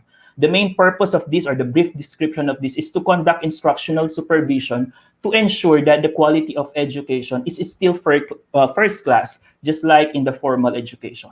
And aside from that, we are also providing technical assistance pagdating po sa mga problems na nami-meet po ng ating mga implementers sa field. Next one, we also have the project specials. Specials means support program to enhance community involvement in alternative learning system. Of course, we advocate that the education of our children ay hindi lang nakabox pagdating sa school, but the community should be involved. Okay po? That's why we launched this project specials to intensify the advocacy and social mobilization of the program ALS. At the same time, to strengthen, to solidify the partnership among stakeholders. So our stakeholders, kagaya po ng nasa formal, mga LGU, mga religious group, we also have non-government organization and private institution and private individuals. Next, we have the project ideals, instructional delivery enhancement for alternative learning system. Ano po ba ang brief description nito? We are capacitating our ALS teacher, both mobile teacher and district ALS coordinator, through regular quarterly division learning action cell. So we have a quarterly conduct of DVLAC, or Division Learning Action Cell. Then we also have project locals, or the localization or contextualization of alternative learning system. Ang ginagawa po namin, we try to develop, we validate, at the same time we finalize not only learning resources but also strategies. Kasi there's a big difference between the approach in the formal and in the alternative learning system. Sa formal po, we are more of pedagogy. We are teaching the young ones. On the other hand naman po, on ALS, or alternative learning system, it's more of andragogy. We are teaching the old ones, or yung mga kasama nga natin na hindi na po nakapag-avail ng education. So iba po ang approach, both in formal and in alternative learning system. Along with our different project, we also have other activities such as presentation, portfolio assessment, and informal education skills training. Ano po ba ang function ng presentation portfolio assessment? We try to assess them if they are qualified to graduate, to become completer, or to become a graduate of a specific level, whether elementary level or junior high school level.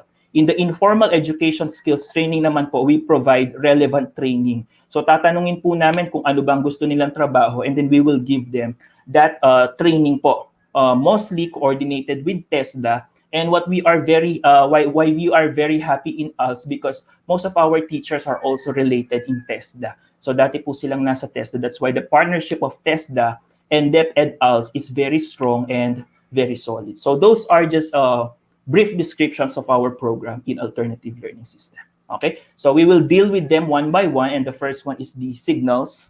Ito po yung pinaka-IS namin. Ito po yung pinaka-TA namin. So our target is we are 6, 1 EPS and 5 education program specialists, and we target 10 per month. So dahil second quarter po ito, patapos pa lang tayo sa third quarter, ang target po namin ay 360. And we accomplished that we accomplished that target 360 from the month of January to June 2021. The provision of technical assistance and IS were made in limited face-to-face or online or virtual. Okay po. The curriculum implementation of ALS with the different learning modalities, ito po, based po sa mostly na ginagamit po namin. Modular, we are very sanay na pagdating sa modular because this is the modality we are implementing ever since with or without pandemic, nagmo-modular na po kami. And then we try also to have online because our learners, may mga nakaka-access naman ng internet, may mga learners naman na may sufficient gadgets. So we give them po the flexibility to choose kung gusto nilang mag-online. Then we also have the radio-based instruction. This is an initiative from the Alternative Learning System of Pampanga. Then lastly, we have TV-based instruction. Ito po, nakikisakay po kami sa DepEd Central kasi they have a centralized viewing of their TV-based instruction.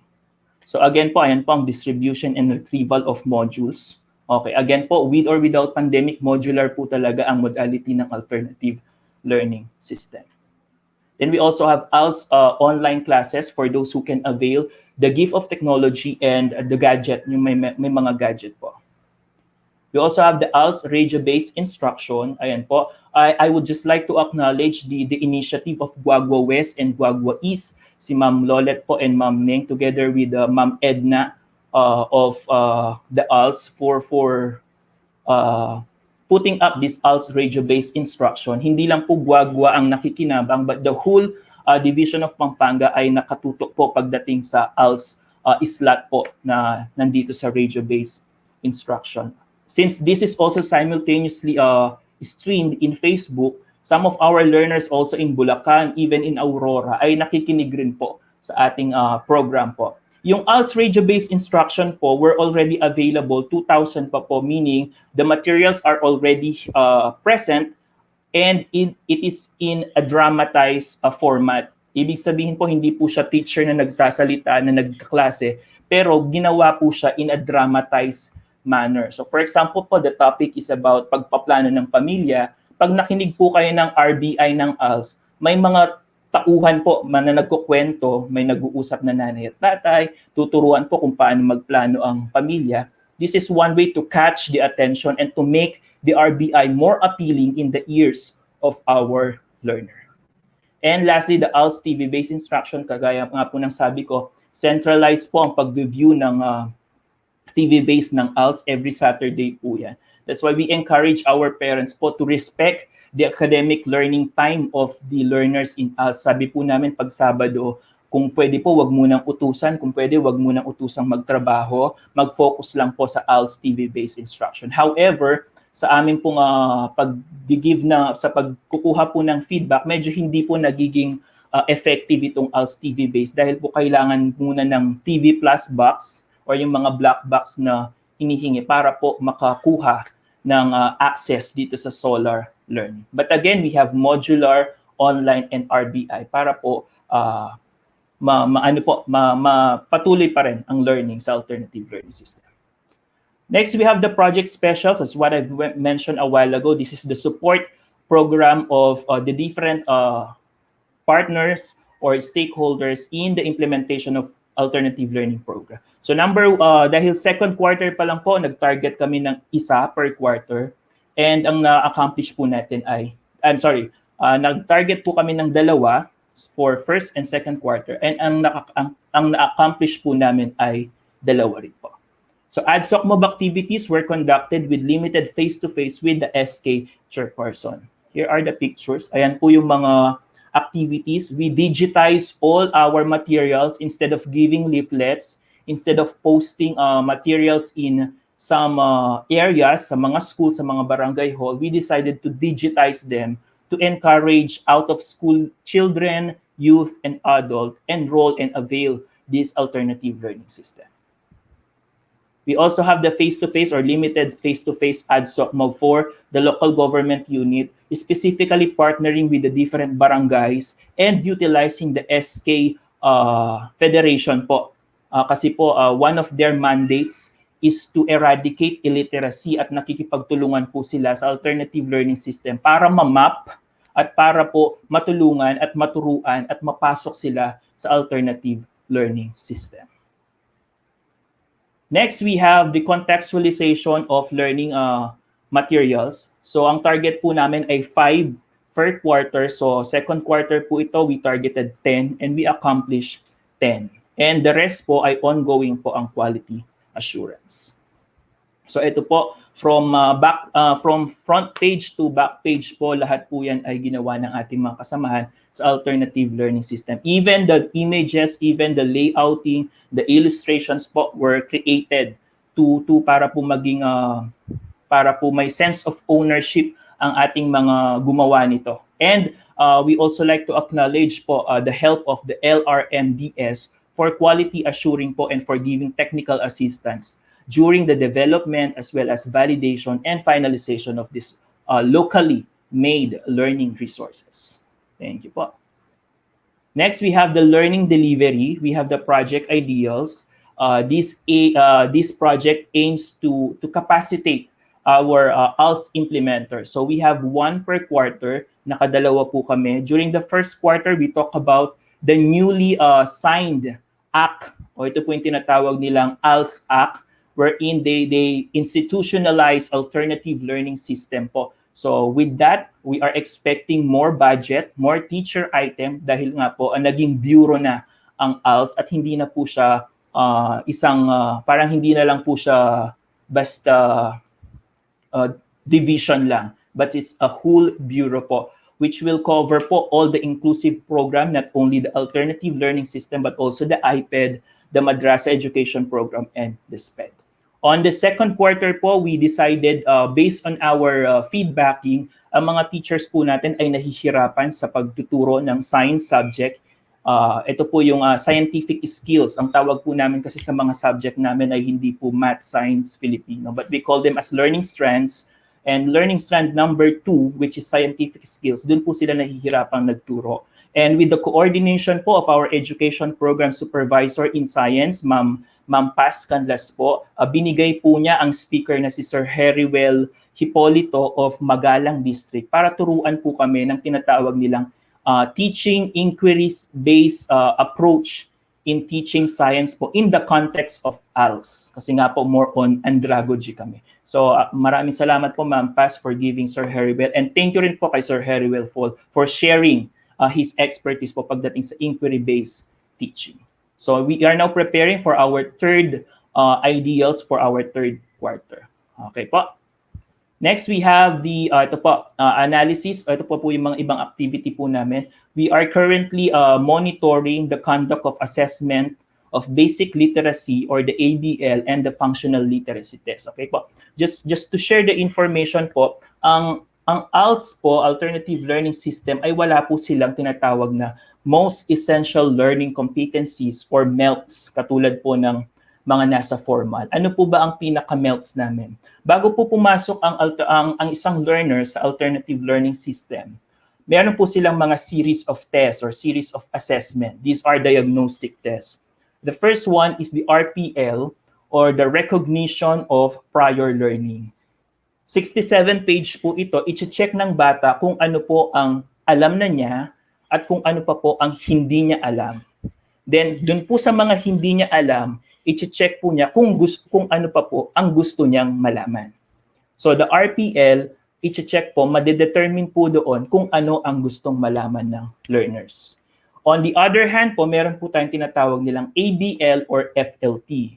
ABL stands for Assessment of Basic Literacy, and FLT naman po, for secondary po ito, Functional Literacy Test. Ito naman po, malalaman naman po natin sa test na to kung ano po ang dapat malaman ng bata. So it's a combination of kung ano ang gustong malaman ng bata at kung ano ang dapat malaman ng bata. After conducting those assessment or diagnostic tests, we will come up with our ILA. Ito po yung pinaka-MELTS ng bata. ILA means Individual Learning Agreement. Pagsasamahin po namin yung dalawa, and then gagawa po kami ng agreement na within that period of the school year 2020 to 2021, ito po ang pag-aaralan ng bata. So it's an individualized instruction po. Kaya pag nakikita nyo po ang ating mga ALS teacher na nagtuturo ng 25 learners, example po, 25 sila sa klase, iba-iba po yon. Although math po ang tinuturo, yung isa may fraction na pinag-aaralan, yung isa po ay about percentage naman, yung isa ay mas mataas, yung isa naman po ay basic pa lang po. So hindi po siya kamukha ng formal na ito ang lesson natin. So sa ALS po, it's an individualized instruction based on their individual learning agreement and based on the result of that RPL and the FLT or the functional literacy test. So ganun po ang setup ng alternative learning system para lang po magkaroon tayo ng idea kung ano ba ang tinuturo namin, bakit walang MELS ang ALS, ano yung reason kung bakit hindi sila nag-unpack ng MELS. Kasi po, ang MELS po nila ay individualized po. Okay po? So, 40 po implementers ang currently na monitor na po namin, and we are very happy na they are utilizing all the assessment tests and they are using it, interpreted and analyze it well para po magkaroon ng tailored fit na instruction po. So for last 2019-2020 kung saan po kasama ang batch nung tatlong picture na pinakita ko po, out of 7,000 po na enrolled last 2019-2020, 5,080 po ang ating na-assess at pumasa po ng portfolio. Ibig sabihin po, sila po ay considered completers graduates po ng elementary and completers po ng junior high school. For ito pong mga ito ay required pumasok ng senior high school. Pero kung kailan po, hindi po natin madedetermine yan. So, basta po ang kanila pong level ngayon ay nasa junior high school.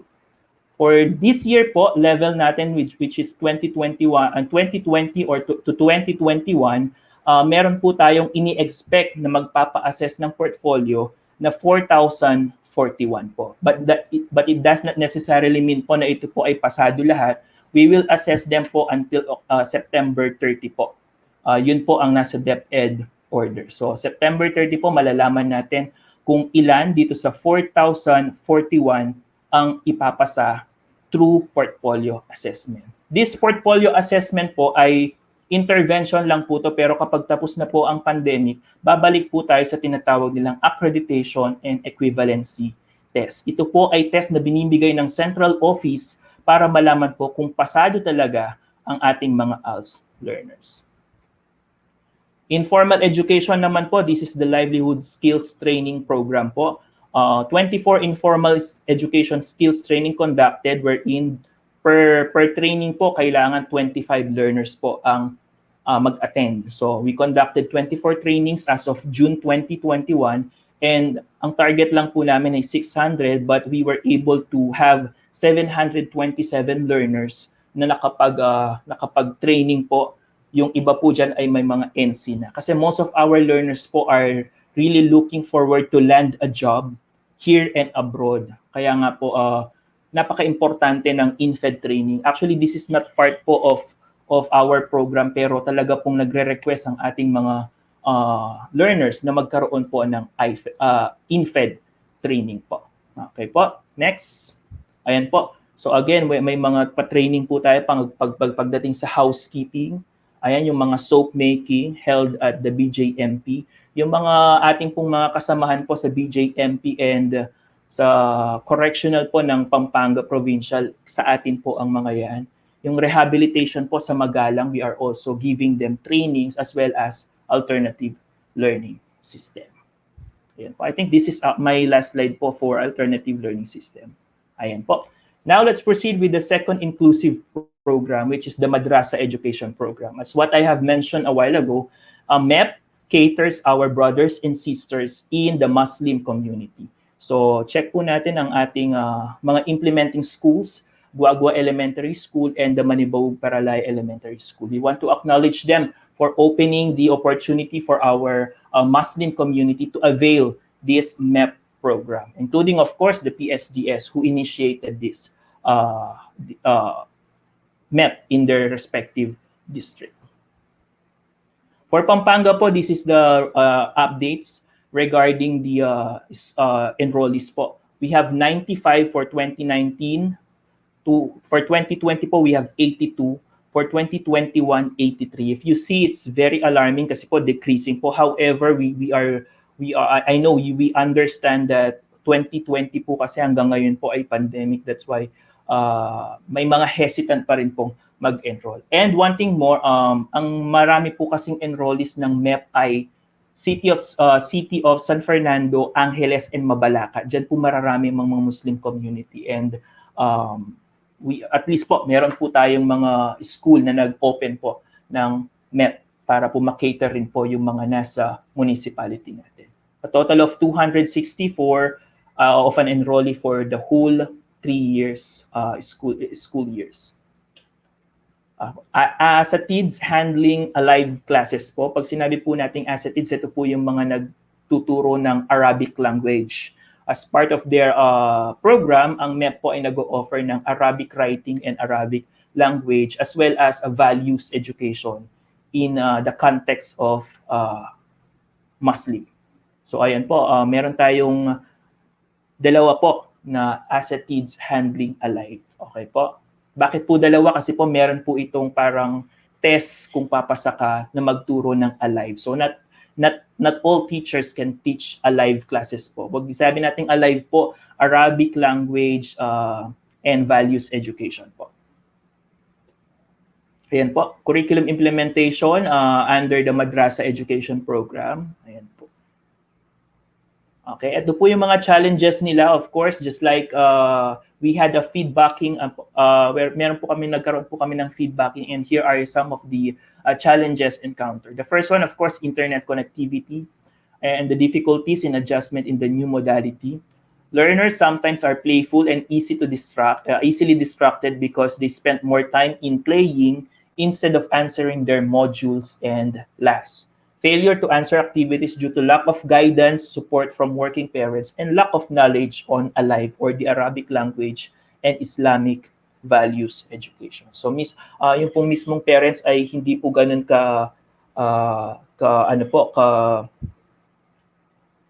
kagaling pagdating po sa pagtuturo ng Arabic language. Kaya po nahihirapan rin po ang ating mga learners. Ayan po, our very dedicated MEP teachers po. If I'm not mistaken, siguro sa Guagua po ito or sa Manibawog Paralaya po. Ayan po, challenges encountered po sa ating mga teachers naman po. Teachers, adjustment on the new learning modalities and materials needed for teaching and learning. Lack of alive teachers, ito po yung sinasabi ko kaninang QEALIS passers. So pag po napasa nila yan, dun pa lang po sila pwedeng magturo ng alive. Inadequate knowledge in Arabic language. Parents are unsupportive to learners' queries and messages. And asatids are not good in teaching technology. Meron nga po tayong mga pasado sa pagdating sa pagtuturo ng alive. However, medyo kailangan pa po natin silang i-capacitate pagdating po sa use of technology. Ayan po ang ating mga teachers distributing modules. On the other hand naman po, these are the challenges encountered by our beloved parents. So we have conflict of time of parents to help their children due to their works, late in getting and returning module, limited knowledge, limited time, limited skills in assisting his or her child in relation to the module activities, and parents cannot communicate using Arabic language. Of course, siguro po yung some of the challenges encountered here are also encountered in the formal schooling and even in the other inclusive programs. Challenges encountered in the curriculum, unfortunately, hindi pa po na-determine ng central office ang most essential learning competencies ng Madrasa Education Program. Next po, yan po, Madrasa Education. Yan po yung ating mga parents po getting their module. Challenges encountered in the learning delivery of modules during localized lockdown. Example po, sa Guagua, meron tayong nag-i-implement ng Madrasa Education Program tapos nagkaroon ng state of calamity because of the alarming increase of COVID positive.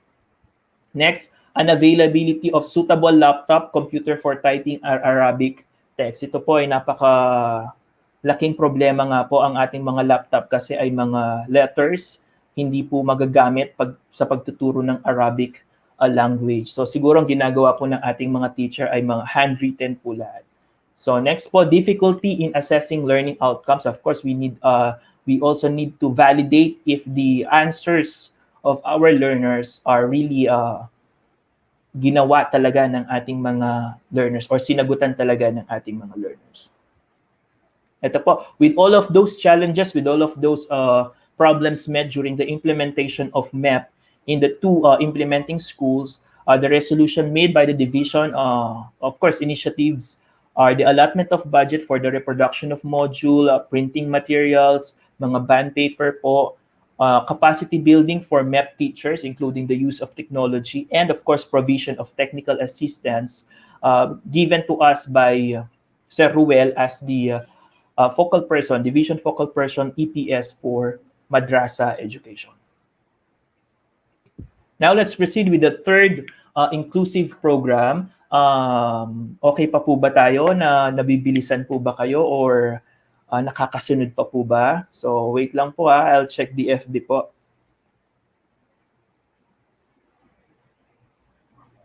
Baka po may mga comment tayo dito.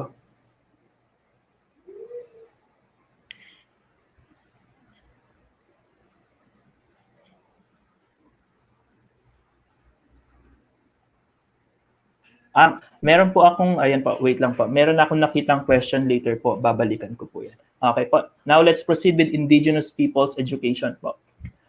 We have 9 implementing IPED schools. We have the Katutubo Village Elementary School. We have the Mawakat Elementary School, Nabuklod Integrated School, Sapang Uwak Elementary School, San Ramon Elementary School, Kamachile Elementary School, Diaz Elementary School, Camyas Integrated School, and Villa Maria Integrated School.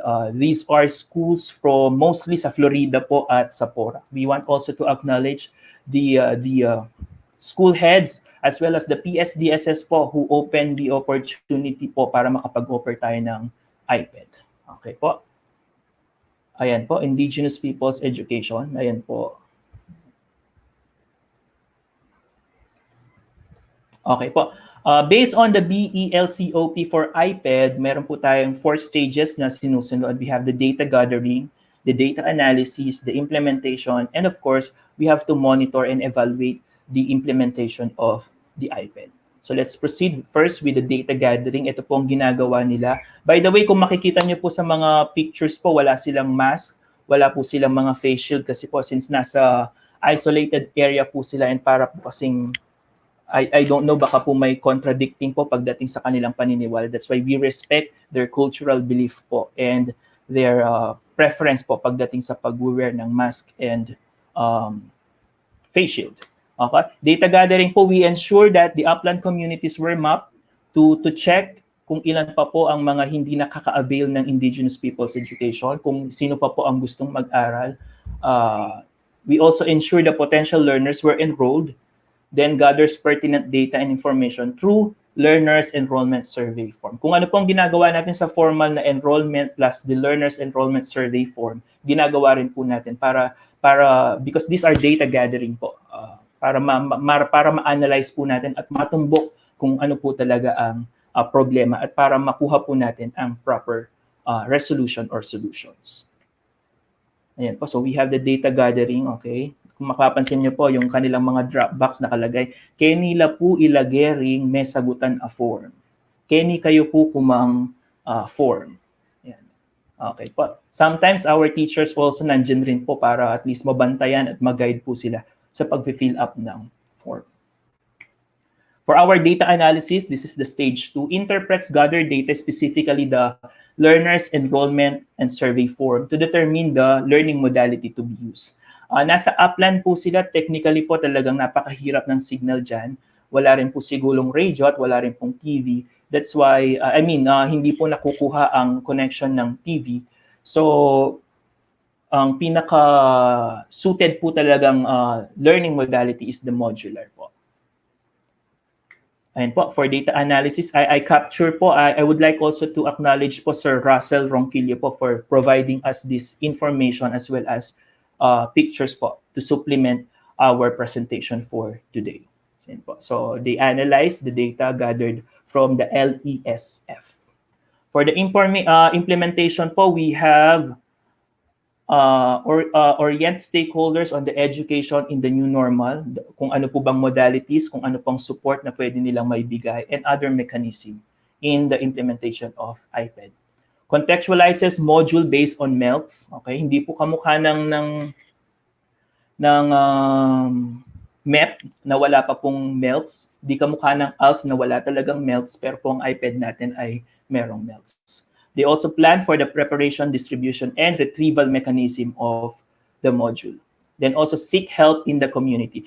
Yung pong pinakahuli po, seek help in community, napaka-importante po nito. Hindi po kami pwedeng basta-basta mag-contextualize ng module. Hindi po kami pwedeng pwestang gumawa po ng module. We need to seek the help of our elderly. Pag sinabi pong elderly, ito po yung parang pinaka-chief nila sa grupo po nila. Titignan po yan kung baka may na-violate kami, especially cultural content. Check po yan kung mga term po namin ay tama. Kasi iba po ang term natin sa nasa lowland po pagdating sa kanilang upland. Tapos sa upland po ay meron pang dalawang language. Meron pong Aita, I'm not familiar with Aita Maggainti po ba yun? Tapos meron pa pong isa. Okay po. So bago po namin ilabas, we make sure that we seek help in the community, especially po yung tinatawag nilang elders. Yun po yung pinaka-leader po nila. Ayan po, distribution of module. Ayan, provision of, learning intervention po yan. Pag hindi nasasagutan, si teacher na po ang pupunta dyan. Then we also have incorporation and alignment of MELTs in the contextualization of module. Again, we acknowledge the help of LRMDS in providing technical assistance. Tapos po, monitoring and evaluation, conduct of kumustahan among the learners and parents. They also adjust the initial plan as part of bettering the implementation. And lastly, as technical assistance for process improvement. Of course, they have as the help and the technical assistance of their PSDSS in charge in these respective school implementers of IPED. And of course, the EPS for IPED, Sir Ruel F. Bondok po. Ayan po. So, kumustahan with parents po.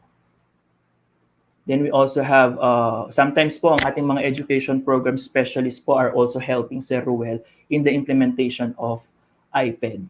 Then we also have Sir Dave. I would just like to acknowledge Sir Dave po. Siya po ang ating content validator po kasi siya po ay part ng ating validation team and part po ng mga elderly. So at least po na correct pa po at the level yung mga cultural content na kailangan pong ayusin.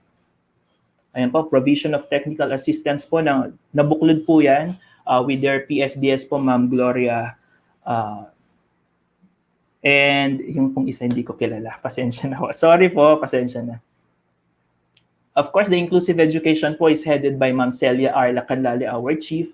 And of course, we are also headed by Sir Roel F. Bondok, the EPS for Alternative Learning System, IPED, MEP, and yung multi-grade rin po, kasama rin po sa kanila. Sir Ezekiel po, Ma'am Mary Jane, Sir Mary, and Ma'am Norley, and yours truly po, Sir Wesley, in the implementation of Alternative Learning System. Ayan po, yan po ang mga kasama. Yan po ang update pagdating sa inclusive education. Yung pong ISPED po, I think Ma'am Cel po will have the inputs po pagdating sa updates po ng special education po as our division focal person in the implementation of special education. With that po, that ends my updates pagdating po sa inclusive education. Para po sa ating mga participants po sa Facebook, can I request po to please comment one word lang po, anything na nalaman niyo po sa presentation natin ngayon.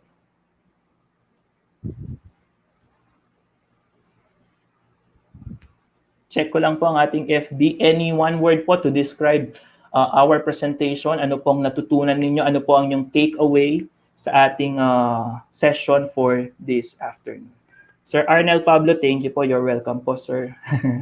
Ayan po, Ma'am Edita, you're welcome po. Again po, can I request everybody po to chat po kung ano po ang ating nalaman or kung ano po ang ating takeaway pagdating sa inclusive program. Again po, I'm an advocate po in inclusive program kasi po napakaganda na i-include natin ang mga ating iba't iba pong mga sector pagdating sa education. Education is inclusive, sabi po ni Ma'am Suzette.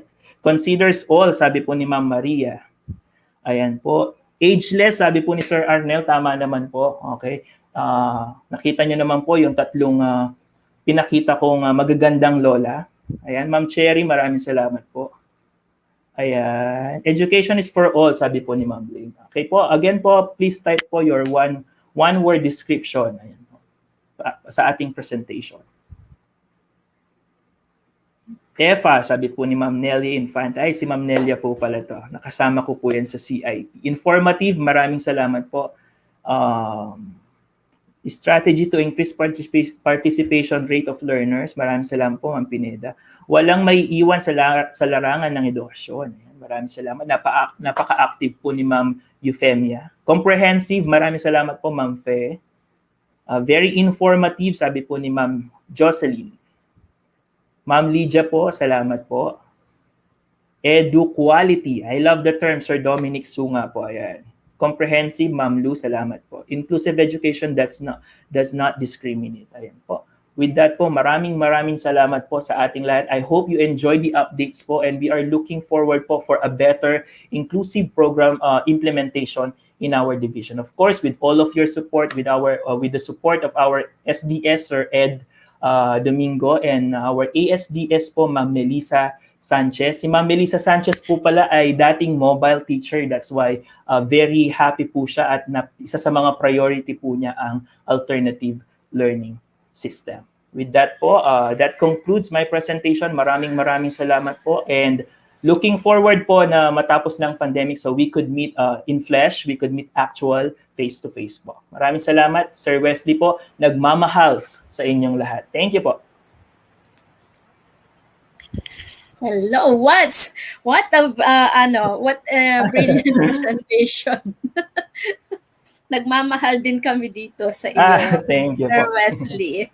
Salamat po. Thank you. That's really a brilliant presentation. Thank you. Truly, our SDO Pampanga have a very strong and excellent inclusive education. That is, we owe to Sir Roel Bondok, the Education Program Supervisor in ALS and other programs of inclusive education, as mentioned by Sir Wesley a while ago. Of course, aside from Sir Wesley, andyan din yung lima po niyang education program specialist, no? Okay. As you all know, our ALS grab outstanding accomplishments na po, like the Guagua East District ALS learners na po, yung gumraduate na, naging doctor, no, and others, ang dami nilang accomplishment. Another pa yung si Ma'am Edna Fajardo, national awardee rin siya. So congratulations. Yes, we were also able to produce 2 top-notchers. Ayan po, top 5 and top 6 po alternative learning graduates po natin. Very good. Galing. We Excellent. also, may mga teacher rin tayo sa ALS na dating ALS learners and they want to pay forward sa gift ng alternative learning system. Yes, thank you, ma'am. Thank you. Congratulations. No, excellent talaga ang ating ALS education in SDO Pampanga. So, ang galing-galing na po. Truly, diversity is a fact. Equity is a choice. Inclusion is an action. and belonging is an outcome. Ngayon naman, instead of saying, last but not the least, sabihin kaya nating saving the best for last. Friends, I want to present to you ay Kalaguna. You see, ang ganda-ganda niya sa picture niya. No? The newly hacked FB account. Pedagogical approaches in this time of pandemic to be discussed by my former fellow school head in Florida Blanca is district, the very smart, articulate, Beauty and Brains Education Program Supervisor in Mathematics, Dr. Jane P. Valencia. Doc Jane. Hello, Doc Jane. It's your time to shine. Hello po. Good morning. Good morning, Ma'am Beth. And thank you for the accolade. Truly, I hope I can give justice to that, saving the best for last. And I am very happy that this is the first time I saw you introduce me. Balik. Refreshing. Thank you, Ma'am Beth. Thank you very much. Today, I'm going to share po pedagogical approaches in this time of pandemic. Although I know all of us leaders here present are already well abreast of what is going on in the new normal. But then again, let us refresh ourselves with things that could add up. Okay? Salamat po, Ma'am Beth. Thank you, thank you. Okay, so allow me po to share my screen, and I hope I am being heard clear. To all of you, please give me a feedback whether or not I am coming clear to you or not, so that I may know po if I have to make some adjustments. Okay po, can you see my screen already?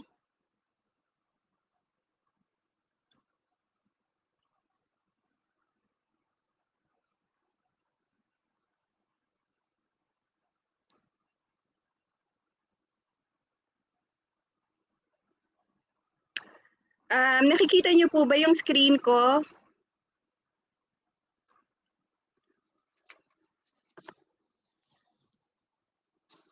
All right. So my topic po is pedagogical approaches in this time of pandemic. And I'd like to honor and respect and give respect, of course, to our SDS, Sir Edgar Domingo, our on-site ASDS, Ma'am Melissa, together, of course, with Ma'am Shirley and our chief po, Ma'am Celia Lacanlale. Thank you for tapping me with this particular engagement to share what I could provide to our fellow leaders. So before we start po, I know that you are faced with the many concerns set forward by the preparations of the opening of the school year. However, spare us this time, pause with what you are doing, because po, there might be information you can gain in this session as an avenue for you to spark an innovation. Yesterday, we heard about things that we need to address from Ma'am Celia Lacanlale, and of course, what you mean by unpacking of the milks by Ma'am Cherry Vinluan, and of course, curriculum innovation brought by Sir Jun Conanan. These things are very much informative that would really lead us to provide more sensible decisions and planning as we go forward school year 2021-2022. Of course, there's no doubt po, you as our leaders are the champions in terms of competence and leadership skills. And taking premium that curriculum is the heart of education. We serve as the governors and governess of our schools towards the not just quality, but resilient, responsive, and impactful, meaningful quality in education. So as an opener, I have here a moving image. Ayan, kikita niyo po ba? And I am requesting all of you to type in your Facebook what you think this train is heading towards you or away from you? Okay, titignan ko lang po yung Facebook kung ano po yung sagot ninyo. How do you see this moving train? Is this moving towards you or away from you? O kung minsan sabihin natin left or right. Sige po. Can I see an answer from you? In which direction is the train heading? From you or away from you?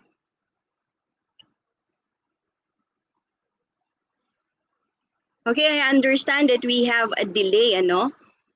So, kindly please answer me po, away from me, sabi ni Ma'am Emily Maninang. Away from me. So, heading away from Ma'am Emily Maninang.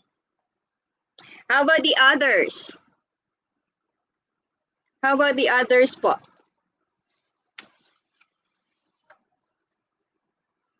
Okay. Some say it's towards me. Sabing ganon, no? So, look po, as you can see the train, no? Your brain has the power to change the direction of this train. Meaning to say that you can just think and this train runs in opposite direction. It may be towards you or away from you. So what does this mean? That is how powerful our brain works. That is the giftings of thinking. What you might be thinking right now is different on the webinar or on the way I think about this training or on this webinar. Okay, some may think this is just another webinar for you. Okay, or sometimes you have to switch one gadget after another while doing something with this webinar. But others may also think that this is an opportunity to gain ideas as we start strategizing the way we approach the delivery of education come school year 2021-2022. No? Lahat tayo, meron po tayong mga decisions, lahat tayo may brain waves. But how do we focus on a particular direction? If we have one goal, we have one objective. So everything happens for a reason. Everything have its own place. Everyone has his own opinion and perception. But how do we go about uniting our common efforts, especially in the field of education? So, napaka-importante po na makita natin ang perspective na ito. If our goal is to improve the learning delivery in our schools. I'll trigger you with another activity. So, ang tawag po sa activity na to ay crossing the bridge. Alright? So, ang activity po na ito ay ginagawa din namin sa math, but it's very applicable to everybody. It's igniting a sense of thinking. Kanina po sabi ko, how do you see the train going or heading? Is it away from you? Sabi kanina ni Sir Aurelio, heading directly. Sabi ni Ma'am Emily, moving to a new direction. So let's see naman if you have a common answer to this. Ang sabi niya, on a very dark night, 4 people wanted to cross a bridge, but they only had a torchlight. Isa lang, and it's very dark. Hindi ka pwedeng mag-cross kung walang flashlight, kung walang torchlight. Okay? So this torchlight could brighten up the path. The bridge could only take the weight of not more than 2 people at any one time, and hence they needed to take turns to cross it. So, in crossing the bridge, the list below shows the time taken for each person to cross the bridge. Say, person A can cross it for 1 minute. Person B, 2 minutes. Person C, 5 minutes. Person D, 10 minutes. If the faster person had to keep to the speed of the slower one, what is the shortest time needed for all of them to cross the bridge? Okay? Ulitin ko po. The list below shows the time taken for each person to cross the bridge. Si person A, pinakamabilis kasi syempre iba-iba sila ng level of skill, ano? Pinakamabilis siya 1 minute. Si person B 2 minutes. Si person C 5 minutes. Si person D 10 minutes. If the faster person had to keep to the speed of the slower one, what is the shortest time needed for all of them to cross the bridge? Okay, you have 1 minute to answer that question. Okay, nilagay ko po yung situation dyan. Sige po.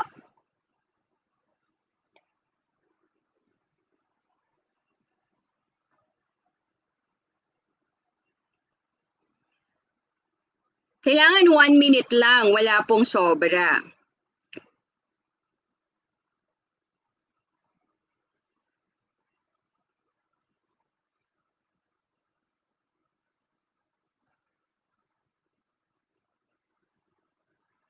You can type at the Facebook comment your answer po. How many minutes is the shortest time for all the 4 to cross the bridge? Sana masagot ni Ma'am Cherry Binluan ito. Sabi ni Ma'am Emily Roque Maninang, 3 minutes daw. Bilis niyang magsagot. Sabi ni Sir Aurelio, 5 minutes. Remember, all of them have to cross. Yeah? All of these 4 people have to cross the bridge. Not only 1, not only 2, but 4 people have to cross the bridge. Yan. I hope Sir Regit Ryan Ramos can answer this.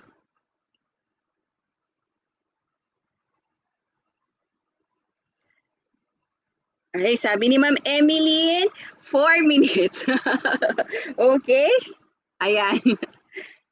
Isa na lang, mag-ano na lang po ako ng isa pa, naghihintay na lang po ako ng isang may sagot before I reveal the answer.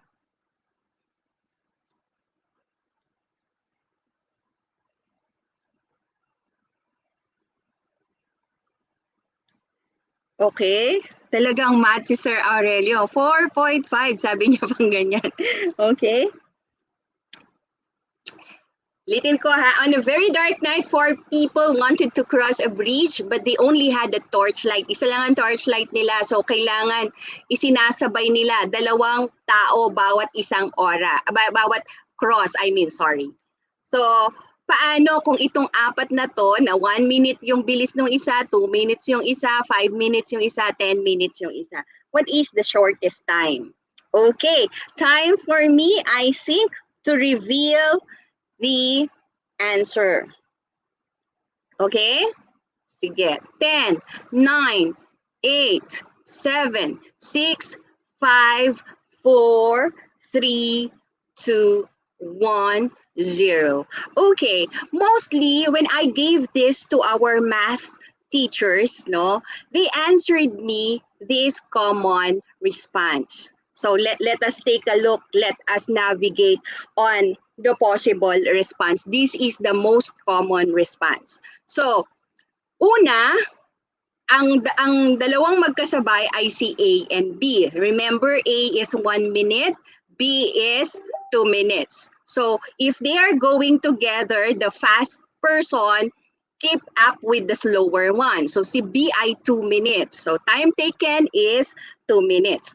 Remember, isa lang ang torchlight, isa lang ang flashlight. So, kailangan bumalik si A, which is 1 minute, para sunduin yung isa. Okay?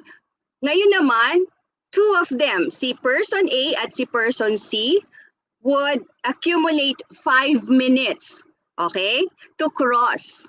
And then, of course, pagkatapos niyang hinatid si other side, babalik na naman si A, which will require 1 minute. And then, he, together with person D, will cross the bridge. Okay? Dahil 10 minutes po si D, it would require 10 minutes. Okay? So, add po natin to, lahat ng minutes sa time taken, 2 plus 1 plus 5 plus 1 plus 10. Total time taken is 19 minutes. Okay? But the question is, what is the shortest time? So, this is the probable shortest time. So, let us take a look. Okay?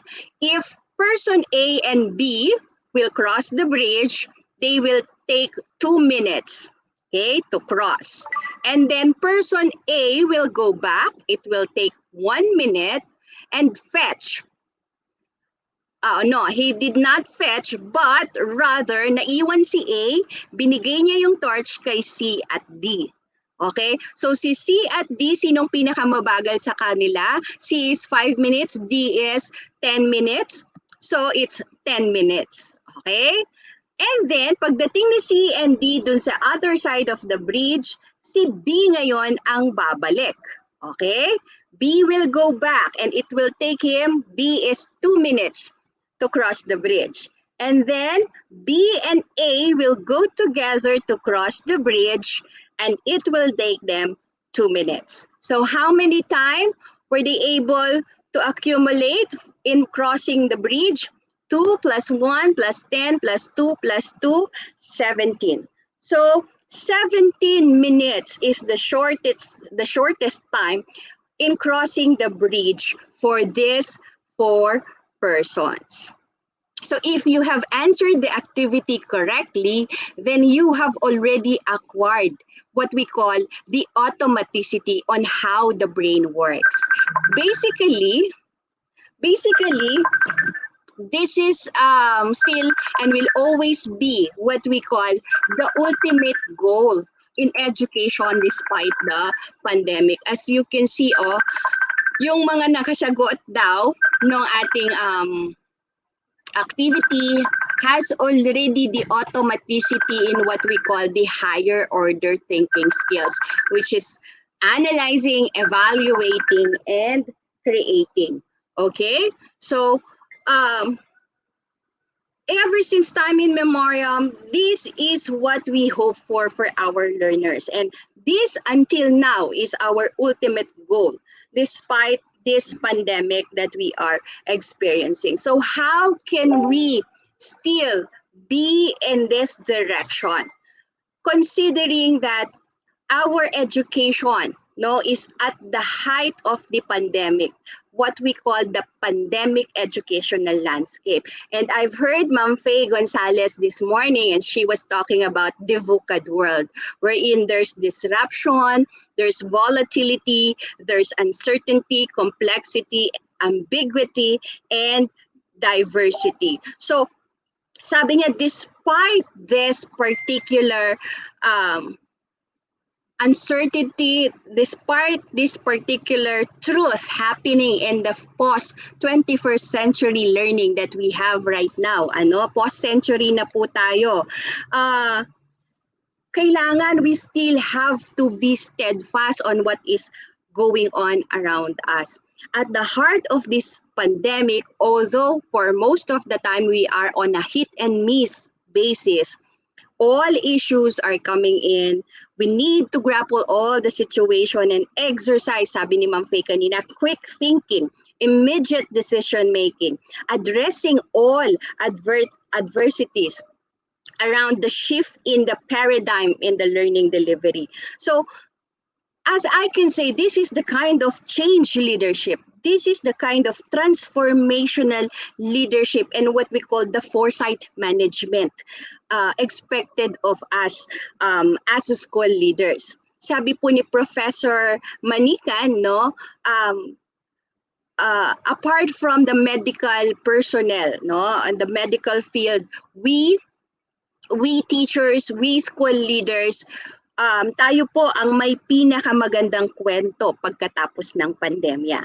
We are shaping the educational history around the world, not only here in the Philippines, because we are innovators, we are initiators, we are doing our best to make learning happen. Education must continue. Yun po yung sinasabi natin, no?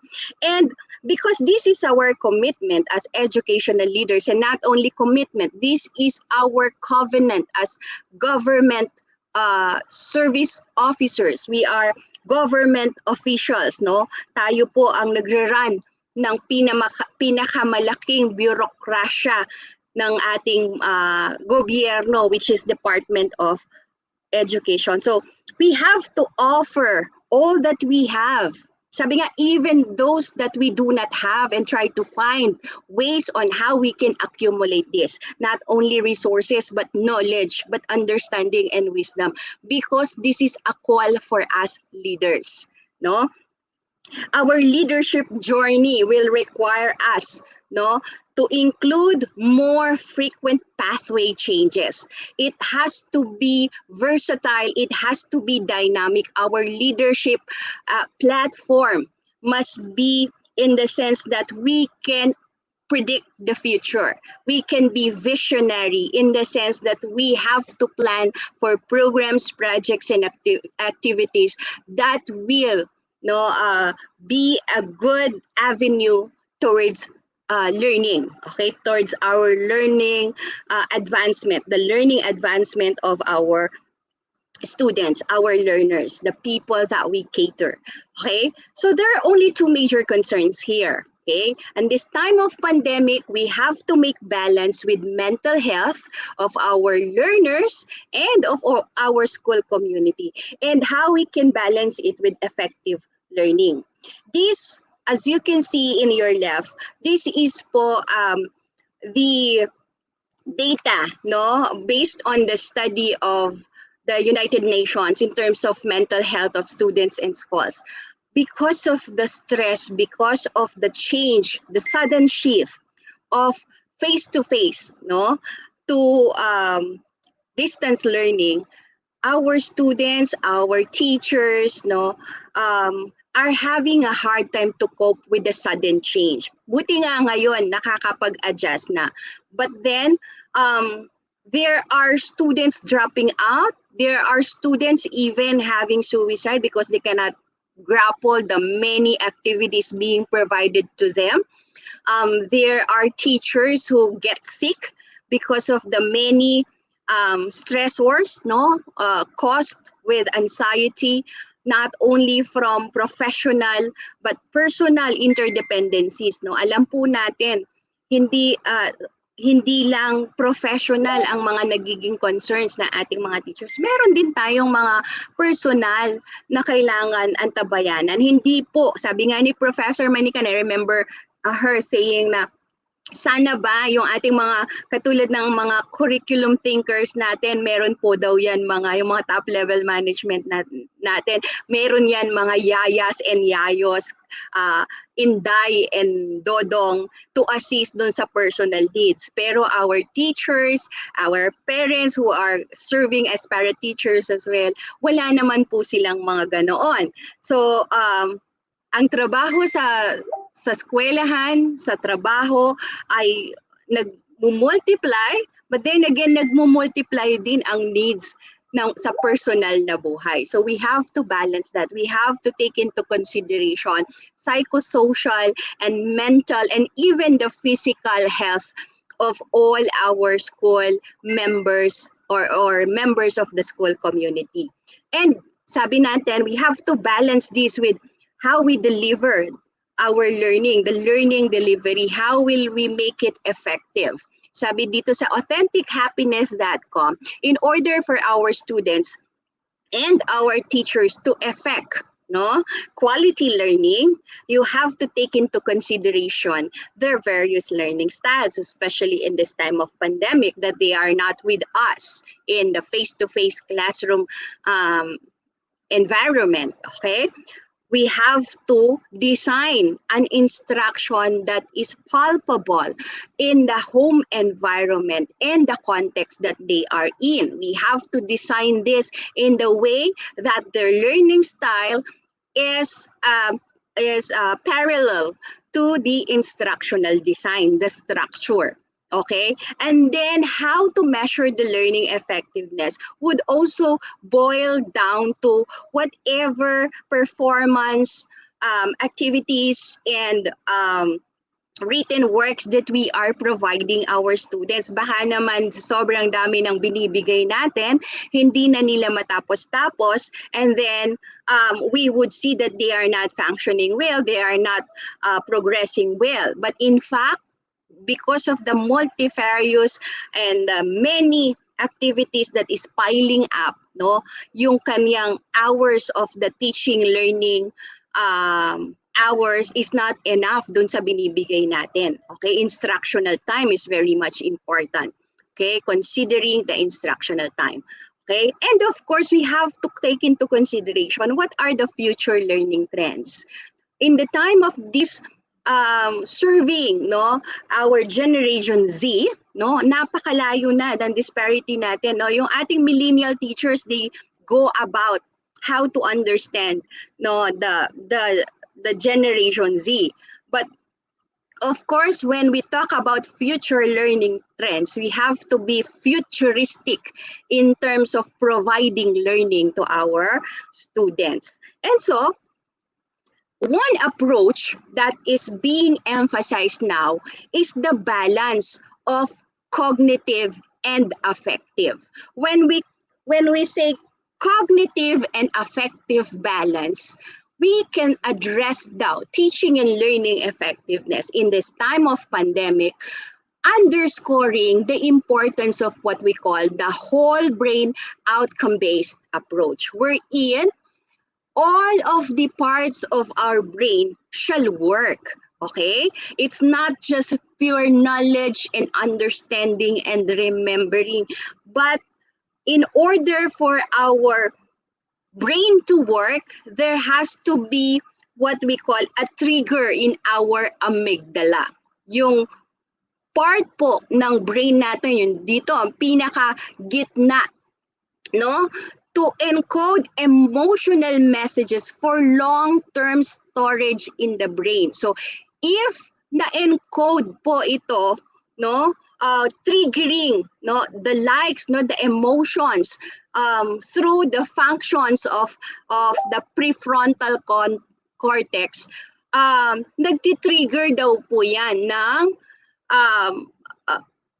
hippocampus activity, wherein there's comparison on the new learning to past learning, wherein there is an encoding of information from working memory to long-term storage. Meaning to say, we do not just give information, we do not just give competency which our students will remember now and forget tomorrow or forget in the future. Meaning to say, we make our learning experiences with our students lasting. Okay? And it could only last if it triggers emotion. Diba? Kasi kahit po tayo, naiintindihan natin yan, adult learners. Pag nanood ka ng sine, at mayroong part doon na nahahango niya pati yung sarili mong emotion, natatouch ka sa emotion niya. Paglabas mo ng sinihan, ikukwento mo yan. Paglabas mo ng sinihan, mayroon siyang tatatak na information to you. Similar to our students. If you're just giving facts, if you're just making them answer modules, activities in the modules, and we do not discuss that, we do not give meaning to that, we do not trigger their real life emotion to that, then pagbalik niya sa'yo, nasagot niya nga. But what is the long-lasting effect? So this is what is being provided with us with the whole brain outcome-based approach. So sabi sa whole brain outcome-based education, kailangan daw po we touch, no, the 4 quadrants of our brain. This is what we call whole brain thinking. That's why you can see before yung ating first activity, how do you see the train? Where is it heading? Away from you or towards you? Because you function yourself, you function your brain based on where you want to head it. So ganun din po. So, ang ating brain has 4 quadrants. We have A for the facts, B for the forms, C for the feelings, and D for the future. So, as you can see in quadrant A, this is all about hard facts. It's the part of the brain that is analytical, yan, nakikita nyo po, logical, and quantitative. It is like the data center of a vast information, okay? This is what we call the neurological network constantly processing the data that it receives from the outside world. Here naman, in quadrant B, as you can see, sabi forms, no? It is about organizing thoughts and ideas into real, meaningful information. It is sequential, it is detail-oriented, and it's that part of the brain that plans the task.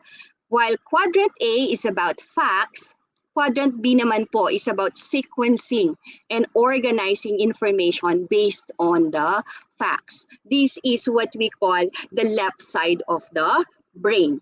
And in the right side of the brain, we have quadrant C and quadrant D. Okay? Quadrant C, here below po, is all about feelings and is the emotional processing center of the brain, or what we call in simple terms, this makes up your personality. Okay, it creates the necessary neurons and the what we call receptors for feeling based kinesthetic responses. This is the part of the brain that helps us feel empathy towards others and feel emotional when we watch a movie or even things that move us. Okay, nakita mo lang na may pulubi na awa ka. Those are where we store these feelings to our brain. Okay, our right side of the brain. And finally, dito sa quadrant D, as you can see, it says future. This is about intuition, creativity, synthesizing a variety of information sources. No, this part of the brain is used for what we call prediction or for forecasting, prediction of future events. No, it is used to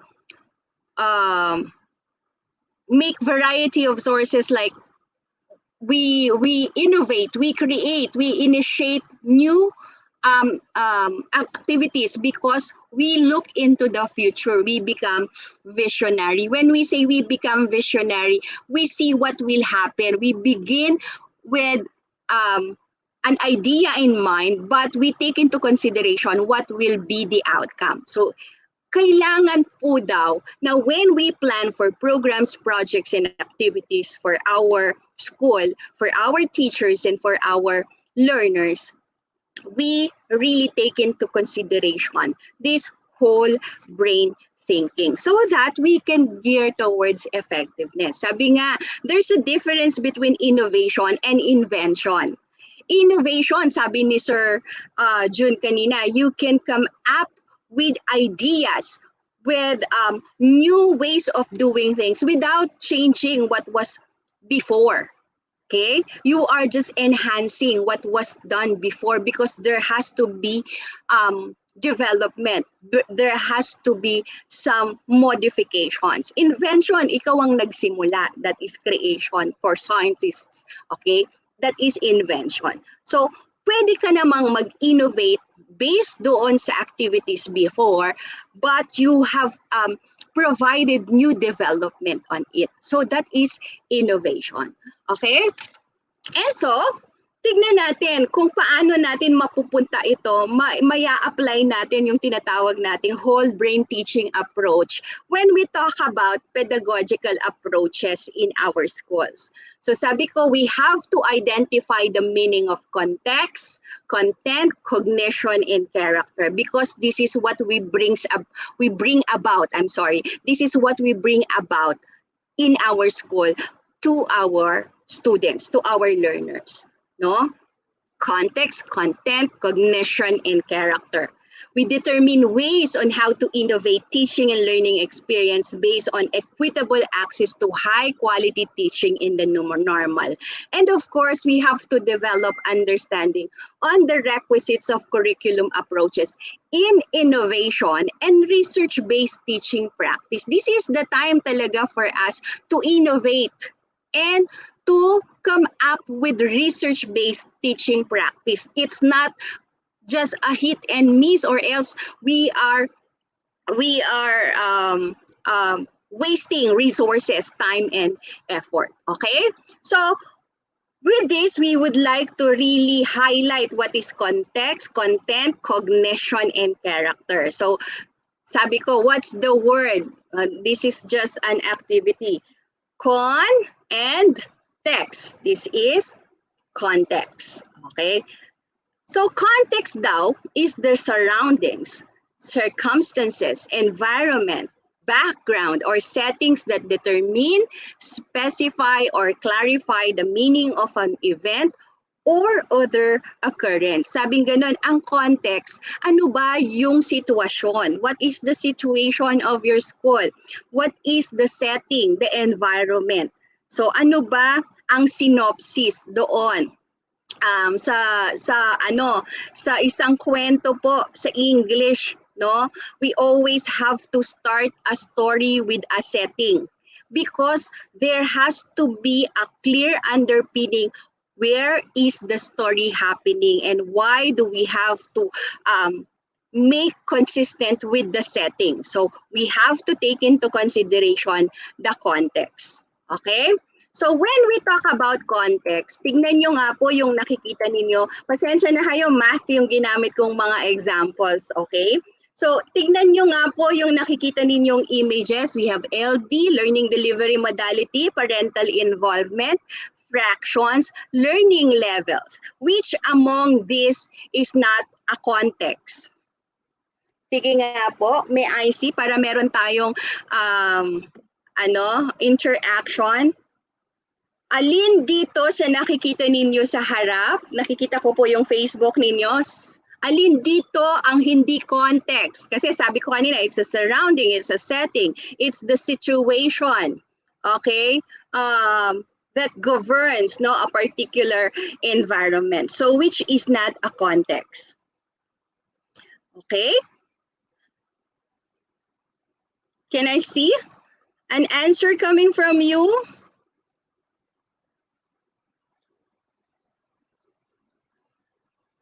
Okay, very good, Fractions po is not an example of a context. Fraction is an example of another C. Okay, thank you very much for that. This is now the next C, content. Okay, binibigyan ko lang ng imaging. Okay, this is content. What's the word? It's the content. When we talk about content, we talk about the important facts, the principles. Oo, tama si Ma'am Emily. Best in recitation siya, fractions yung sagot niya. Okay, so the important facts, principles, and concepts to be taught. It can be in form of knowledge, skills, attitudes, and values that learners are exposed to. So when we talk about content, yan yung tinuturo sa ating eskwelahan. Okay po? So, which is not now content. The maths, the test, the problem solving, the sim. O sige, alin po dito ang hindi content? May I see in the Facebook kung alin ang hindi content?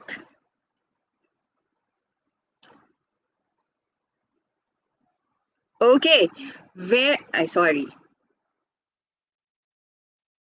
good. Wala. Kasi lahat niyan ay content, no? Strategic intervention, materials, problem solving, test, and the MELCs are part of a content. So walang hindi kasama.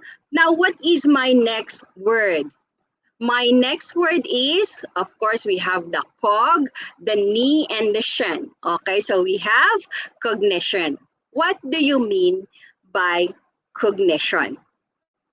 Cognition is the mental activity including thinking, remembering, learning, and using language. The focus is on the understanding of information and concepts. So we talk about cognates. We talk about how the process of learning is happening in the brains of our students. That is what we term about cognition. So here, there are examples of cognition. We have these particular images. So which among this is not an example of cognition?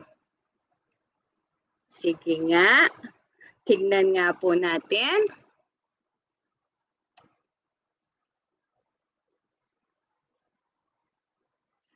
Okay, very good. Ano? Math apps is an example of content. So communication, creativity, analysis, Bloom's taxonomy is an example of cognition. Okay, and the last C, which I am trying to emphasize here, is the care, act, and which is forming a word, character. Okay, character. Character naman po is the mental and moral qualities distinctive to an individual or group. So when we talk about context, we are taking into consideration the setting, no, the environment. When we talk about content, we talk about what we bring about as learning to our students, to our learners. When we talk about cognition, the process of providing this particular learning to our students, the delivery. But we do not take for granted what we call character. Okay, so character is also embedded in whatever activity that we do, because sabi natin, we're striking the balance of left brain and right brain. That is whole brain teaching approach. So these are examples of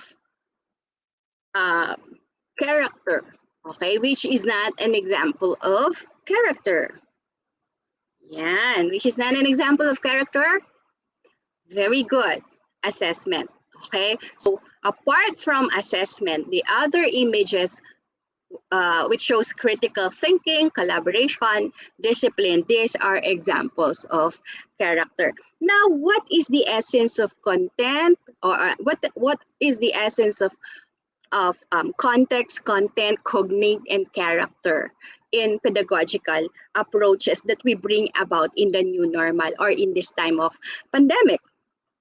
So amidst the health crisis, we should say, we have to boost these 4 C's, no, that I'm trying to provide to you. The context, the content, the cognition, and character. But you might be asking, how? Okay, we initiate, we intervene, we innovate on our teaching, learning, instruction. Most often than not, ang intervention dapat hindi nangyayari. Ang remediation hindi dapat nangyayari kung tama ang initiation. At kung mayroong initiation and we have really look into the research-based applications of teaching and learning delivery, there are bringing forward innovation. So we initiate, we intervene, we innovate on our teaching, learning, instruction. Curriculum, sabi natin, is the heart of education. So yan ang pinaka binabantayan natin. More than the access, of course, we know we have to prepare the structure. We have to prepare everything, the resources, to the environment, the equipments for our students. But after that, let us take premium in the teaching, learning, instruction. And so, we implement and investigate. Kaya nga tayo, pinapalakas po natin doon sa ating BLCOP. Meron tayong it is coupled with what we call monitoring and evaluation tools. Why? Because every section of, or every aspect of implementation, there has to be monitoring and evaluation so that we can see strategically if we are heading to the right direction. If not, then we modify, we adjust, we improve. Okay, and of course it has to be coupled with research, because everything that you do is actually research-based activities, so that after your accomplishment of your BELCOP, what went well, what went wrong.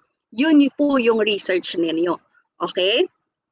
And then you might be asking, how, who, why, where, what, when? These are the similar questions. So let me provide you samples on how we can really structure the context, the content, the cognates, and the character. Okay, in terms of the structure, teaching practice, and advocacy, we can actually check on the context as the structure.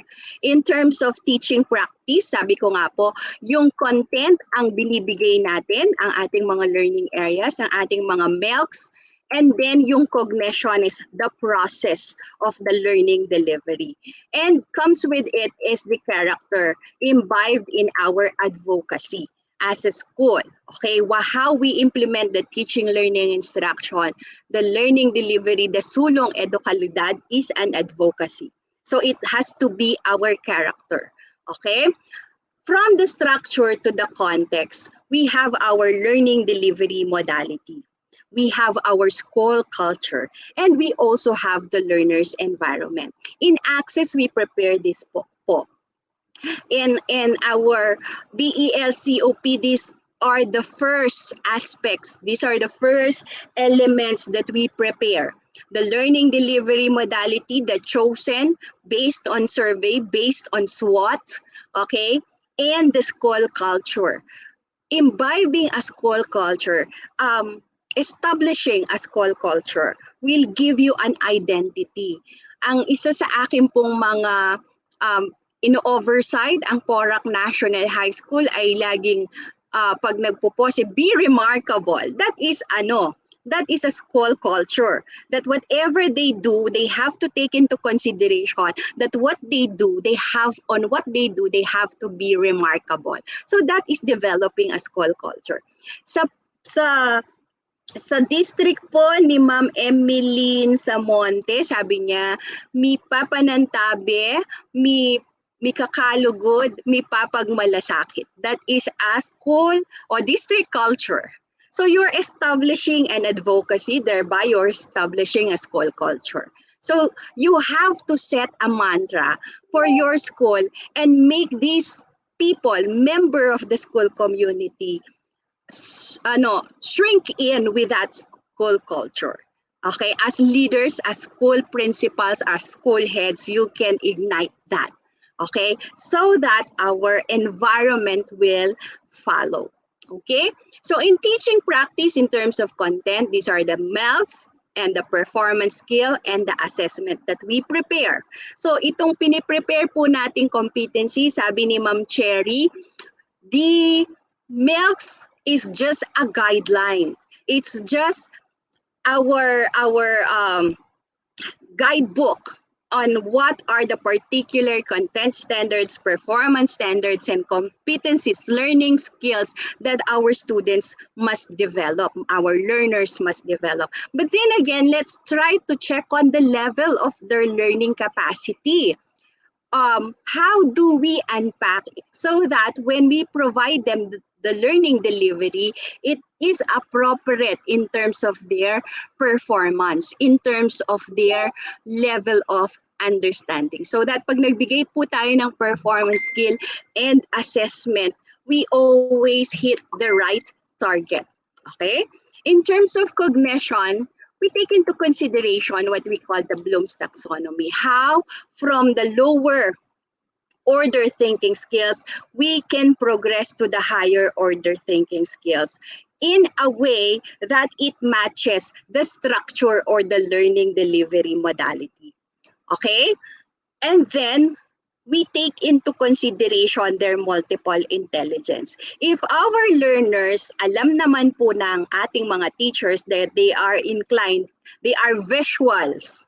Okay? So siguro kailangan mag-online learning talaga kasi kailangang makita ng bata yung tinuturo nila sa online. Okay? Kung more on anong tawag dito? Yung sa pakikinig o meron tayong radio-based instruction. So therefore, we take into consideration that we look at the structure that we can afford our learners so that everything follows. And in terms of advocacy and character, we have what we call the four C's. Not the four C's of context, content, cognate, and character, but the four C's of 21st century learning. Okay? And sabi ko nga, this is one advocacy that I have proliferated during the start of my education program supervisor in mathematics journey. So I always would like them to instill love for math. So how about you? What is your advocacy in your school? Okay, what is the learning mantra of your learners so that when they are being reminded of this character building, this advocacy, then they put into consideration what would trigger in their amygdala. Okay? Okay, so talking about structure, talking about what we provide as access habang tayo po ay nasa period ng ating BELCOP, no? We take into consideration looking into the availability of what we call the school support, the teacher support, and the learner support. So say for example, you are providing modular distance learning to our students, when we talk about school support, we talk about your budgetary requirements. Kaya tayo nagsuswat ano po ba ang opportunities natin outside, no, to source out for our budgetary requirements. And when we prepare our work financial plans po, how do we allocate this funding that we have in order to support our programs and projects and activities? We talk about key players. Who are the committee in charge? Remember, team work, only work. Okay, in school, walang I, there's always the we. So you have to have key players in your school who would really work for the support of the school. We cannot do it alone. There's always the partnership. There's always accountability with each and every member of the school community. And of course, we have to take into consideration while we are looking into the school support, whatever programs and policies embedded in our department must be followed, must be adhered to. Okay? The programs and policies must be your programs and projects must be in accordance as well with the programs and policies of the department. In terms of teacher support, alam natin to, lahat po tayo nagbigay na ng mga capacity building for our teachers. But most of all, they have to be aware of their roles and responsibilities. Kung talking about the modular distance learning, teacher supports saying, what are really your roles and responsibilities under modular distance learning? It's not just about printing of modules. It's not just about distribution and retrieval of modules. It's not just about checking the answer sheets of our learners, but how do we provide assistance? How do we facilitate learning given the situation that our students are beyond, the classrooms, that they are in their homes? How do we reach out? That is precisely the ultimate role and responsibility of teacher. How can they facilitate learning given that we are in the modular distance learning modality? Your role does not end in printing, distribution, and retrieval of modules sa modular distance learning. There's more in that particular element of activities in terms of the structure. Okay? And of course, parental cooperation. If you did not make our parents understand their roles and responsibilities in this modality, then hindi sila magko-cooperate. Okay, then we are gearing towards dropout, a poor cohort survival rate kung ganun po yung mangyayari. So one way for us also to tap our parents is resources. How can we make available to them the resources, and how can we as well be provided with resources through the help of our parents, okay? And of course, this is also my research kasi, no, that if you would not provide the appropriate resource to our learners, then you are not really giving them the opportunity to understand, okay? Provide the appropriate resources so you can achieve your objective. All right? So in terms of structure naman in online distance learning, similar. You have to provide them school support, teacher support, and learner support. This is just an example of the structure. Okay, so let us combine the 4Cs with the structure. Okay? So sabi po natin, whatever structure you have, like say for example, you're going to offer modular distance learning at the same time online distance learning. Sabi po ni Ma'am Chief, no, ni Ma'am Chief Sel Lacanlale, at this time of pandemic, our second year of operations under the health crisis, no, it's not enough that you provide modular distance learning. There has to be a combo. There's a combination of other online this learning delivery modality. And even before, nung first school year natin under pandemic, meron na tayong combo. We have modular distance learning plus Super K Teleskwela. Okay, we have modular distance learning plus radio-based instruction to other districts. We have modular distance learning plus online learning to other districts. So meron tayong combination. It cannot stand alone. Modular distance learning cannot stand alone. Okay, so we think of the structure. We provide the content through other modalities. So if this is the structure, you provide the resources here, you have to have another way on how to support the content so that in terms of cognition, they can be seen, okay? They can be felt. They can trigger the senses. They can trigger the emotions. Kasi kung blunt lang, papel lang yan, bibigay mo, pasasagot mo at ibabalik sa'yo, kung may support ang parent, mabuti. Eh kung wala, okay? So ganoon kalaki ang disparity na makikita natin based on research doon sa mga learners who receive parental support during modular distance learning and those who did not receive parental support during the modular distance learning. There's a huge gap. So to fill the gap, no, kailangan kung modular distance learning ka, yung content mo may ibang modality, may ibang parameter to provide, no, to couple it in terms of triggering, no, the right side of the brain, no, to make the left side of the brain function. Kasi nga kung genetically, no, matalino ang bata, walang problema. Pero with the entire majority, with the majority of the learners that we have, kailangan there is a support with the right side, with feeding the right side of the brain and the left side of the brain.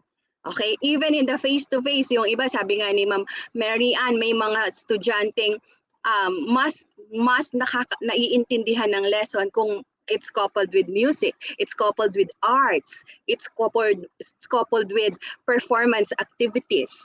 Kasi that is the nature of our learners today in the 21st century. They cannot be satisfied with one particular avenue alone. There has to be multiple dynamic ways on providing them information and learning. Okay? And so with the cognition, you also have to innovate whatever things that we provide. Kaya sabi ko sa mga math teachers, I don't want a multiple choice. I don't want a matching type. I want a puzzle, a game. I want something that would really trigger analysis and evaluation to our learners in a form of a game. Kasi mas nai-ignite yung excitement. Sabi kong ganyan, when you do learning activity sheets, that is already an innovation. So do something that would ignite the interest based on cognition. Therefore, it follows providing character. I now love math because it's exciting. I now love math because the activities there are interesting. It's within the level of my interest. Okay? So tignan po natin yung ganoong perspective. We can make this happen if we look into the details of how our teachers are supporting the structure and the content based on the cognates that they provide, and how do they shape the character of our learners through their teaching and learning encounters. Okay po? So, much among this, kailangan hindi po mawala yung parental support. Okay po? All right. So as you can see, if the focus is on the structure, how can we equalize delivery of learning? So tignan po natin yan bawat isa. Kung ang focus natin dito ay structure, sabi ni Ma'am Celia Canlale, kailangan hindi lang isa ang ating modality. Kailangan meron pa po tayong ibang may offer. Okay? So this is how we innovate. We can make a combination of modalities so that we can cater all the needs of our learners. So say for example, your innovation would be 3 T's. Okay? Sabi ko lang po ito. Example ko lang to. You can make your own. Ang sabi ko sa innovation ko, triad teaching techniques. Okay? Wherein, meron akong mga grade levels na module plus TVBI, although wala na tayong TVBI, pero magagamit nyo pa po yung mga materials no na i-produce under TV-based instruction. Pwedeng combination pa siya ng online platform, combination pa siya ng digitized or video recorded materials. So now, you are looking into why don't we provide all the learning delivery modalities in the different learning grade levels. We call it triad teaching techniques. Okay? Akin lang po title ito, pwede niyong gayahin kung kaya niyong gawan. Okay? So, yan. This is an innovation already in terms of structure. Sabi natin kasi looking into curriculum approaches, pedagogical approaches, how can we innovate? Yun yung purpose po ng ating webinar ngayon, yung 3-day webinar natin which started yesterday. From the innovation discussion of Sir June, how can we incorporate it? How can we approach it? So here is an example. In structure, your innovation would be a combination or the dynamics of the different learning delivery modalities. Okay po? Yan, sabihin po natin sa mga schools natin yan, sa ating mga PSDSS. Okay? So this is the structure. We can innovate with our structure. We cannot just be dictated with, dapat modular distance learning lang kayo. Kung hindi naman yun ang pangangailangan ng learners mo. Okay? Dapat online learning kayo. Kung hindi naman capable ang mga teachers mo. Diba? So you will not be dictated with your learning delivery modality. You have to innovate, you have to find ways to modify and improve in the previous learning delivery modality that you practiced before. Okay? And then, of course, hindi nawawala yung parental support. Okay? If the focus naman, you want to innovate your approach in terms of content, how can we equalize delivery of learning? So you have here already the structure, you have already the content. Okay, so how do we innovate? Okay, you can check the learning ability. You can design your own module. Kahit may binibigay pong module si Ma'am Sil at si Ma'am Ruby, no? If our students cannot really cope up with the module, design your own module. However, build your quality assurance team in your school to make sure, to assure that the module being provided to your learners are really appropriate and effective in terms of the objective. Okay? Develop your own activity sheets based on the learning level of your students, and direct your own video distribute inclusive learning resources. This is how we approach now the content. Okay, this is how we approach the content, and this is also how we innovate the content. Okay, sabi ko nga, right now, simultaneously, merong innovation awarding sa region. Pero ang daming innovation ng schools natin, ang daming innovation ng teachers natin. Bakit hindi kasama ang DepEd Pampanga? The reason why hindi natin na-receive ang memo. Pero kung na-receive po natin ang memo, I assure you, isa tayo sa mga ina-award dyan sa innovation in education na nangyayari ngayon sa region. Hindi lang po tayo nakasubmit dahil hindi natin na-receive yung memo. Pero I hope, no, with the help of Sir J. Manalang or Sir J. Santos and Sir George Gilas, I am thinking po that we are going to do the same in the division of Pampanga. I'm going to propose po that all your innovations practiced this last school year be submitted, and we provide awards and recognition with the innovation you've created before. Okay, this school year 2020-2021. And I hope Ma'am Sel would agree with that. Okay po?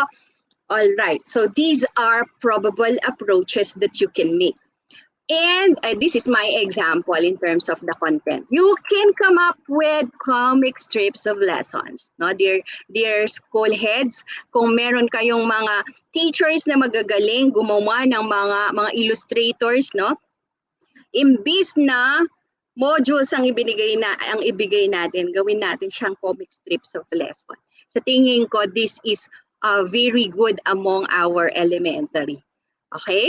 And lalong-lalo na kung Kapampangan, 'di ba? Lalong-lalo na kung mother tongue ang mga nakasulat. So, this is one way to innovate. Okay po? And then, of course, you can also direct your own teleskwela. Come up with your very own teleskwela, like say for example, for grade 6, ilang-ilang. Gawa po kayo ng sarili ninyong teleskwela. Okay? Ngayon, meron tayo, di ba? Pinapagawan kayo ng sarili ninyong radio-based instruction sa inyong mga eskwelahan. So, kung kaya naman, why not? Di ba? And then, of course, you can come up with developing your own math app games. Math po kasi ako. So, yan. You can develop your own math app games on mobiles. I've already have teachers in San Luis, in sa under ni Sir Don Fermin Mercado, meron po silang mga dinevelop na math app games. And of course, sa San Luis, we also have that. Sa Bekuran, meron na rin po. So I hope you can have this particular initiative, you can have this particular innovation, because we have very good teachers who can do this. So you have to just to tap them and strategize this particular innovation. Okay po? And then, of course, yan, maganda yan, design take-homes activity materials. Kung wala po silang mga kasi ang teacher, napakaraming instructional materials sa kwarto, sa room, sa classroom.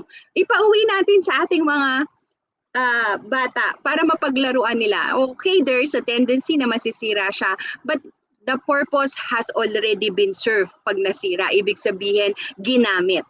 Kung tinago at hindi nasira, hindi ginamit, hindi niya na-serve ang purpose niya. Pero dahil pinahiram po natin, nilaro ng bata, natuto ang bata, nasira niya, okay lang yan, we can replace that. But at least it served its purpose. You design learning materials na pinapauwi sa bata. Hindi lang puro learning activity sheets, hindi lang puro modules. Pag gumawa ka ng window card, pag gumawa ka ng mga materials for counting at binigay sa bata for practice, then that's a good thing. That's an innovation. You design an instructional material suited to the level of your learner, which is you are the one who conceptualize it. That's an approach. That is an innovation. Sabihin ng teacher, ma'am, baka masira. At least natuto yung bata, di ba? Anyway, pwede ka pa naman bumili ulit ng Manila paper, mag-request ng cartolina, mag-request ng mga glues para gawin yan. Anyway, pwede yang mapalitan. Pero yung paggamit ng bata doon, and just ask them, paano mo siya ginamit? Ano yung na-experience mo nung ginagamit mo siya? Just a simple focus group discussion with your students, how they learn from that material, that's already a learning experience. Not just focusing on the content, but how they are able to build the experience in learning. That's one good thing that we can come up with when they are learning. Okay? So there. Next, pwede rin naman puzzle up activity sheets. Yan. Yun nakikita niyo po dito. Domino's puzzle addition, facts 0 to 6. Domino's possible multiplication, facts 0 to 6. Not just modules, but games, materials for games. Pag binalik nila sa inyo yan, mas na-encourage pa sila, mas natututo pa sila. Kaysa sabigyan mo sila ng equation, tas napakahaba ng solution at hindi naman nila maintindihan. So, there are many ways on how to kill a cat, no? Pero wag ka tayong papatay ng pusa. I mean, there are many ways on how we can strategize and approach the teaching and learning experience for our students. And the most important is to make it meaningful.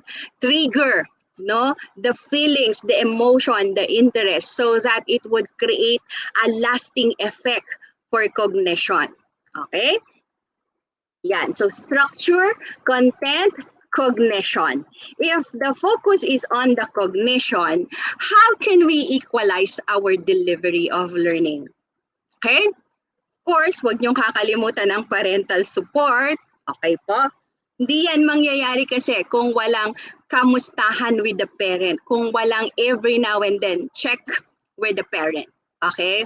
So if the focus is on the cognition, we design activities which consider their multiple intelligences.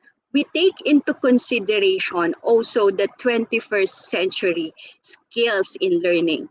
How do we better communicate? Minsan, instruction pa lang, napakahirap ng intindihin ng bata.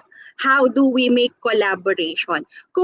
If you're going to offer online distance learning, kahit hindi kayo nag-offer ng online distance learning and our students are capable to join online learning, meron pa rin opportunity for collaboration. Provide them asynchronous learning opportunities kung saan yung magkakaklase na magkaka-Facebook, pwede silang mag-collaborate, no?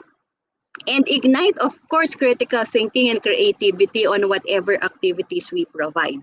So there are avenues that we can incorporate higher order thinking skills in terms of cognition, even na nasa home learning environment ang ating mga estudyante. Ang approach lang is design the content and provide the proper process, the appropriate and adequate process for learning. Okay po?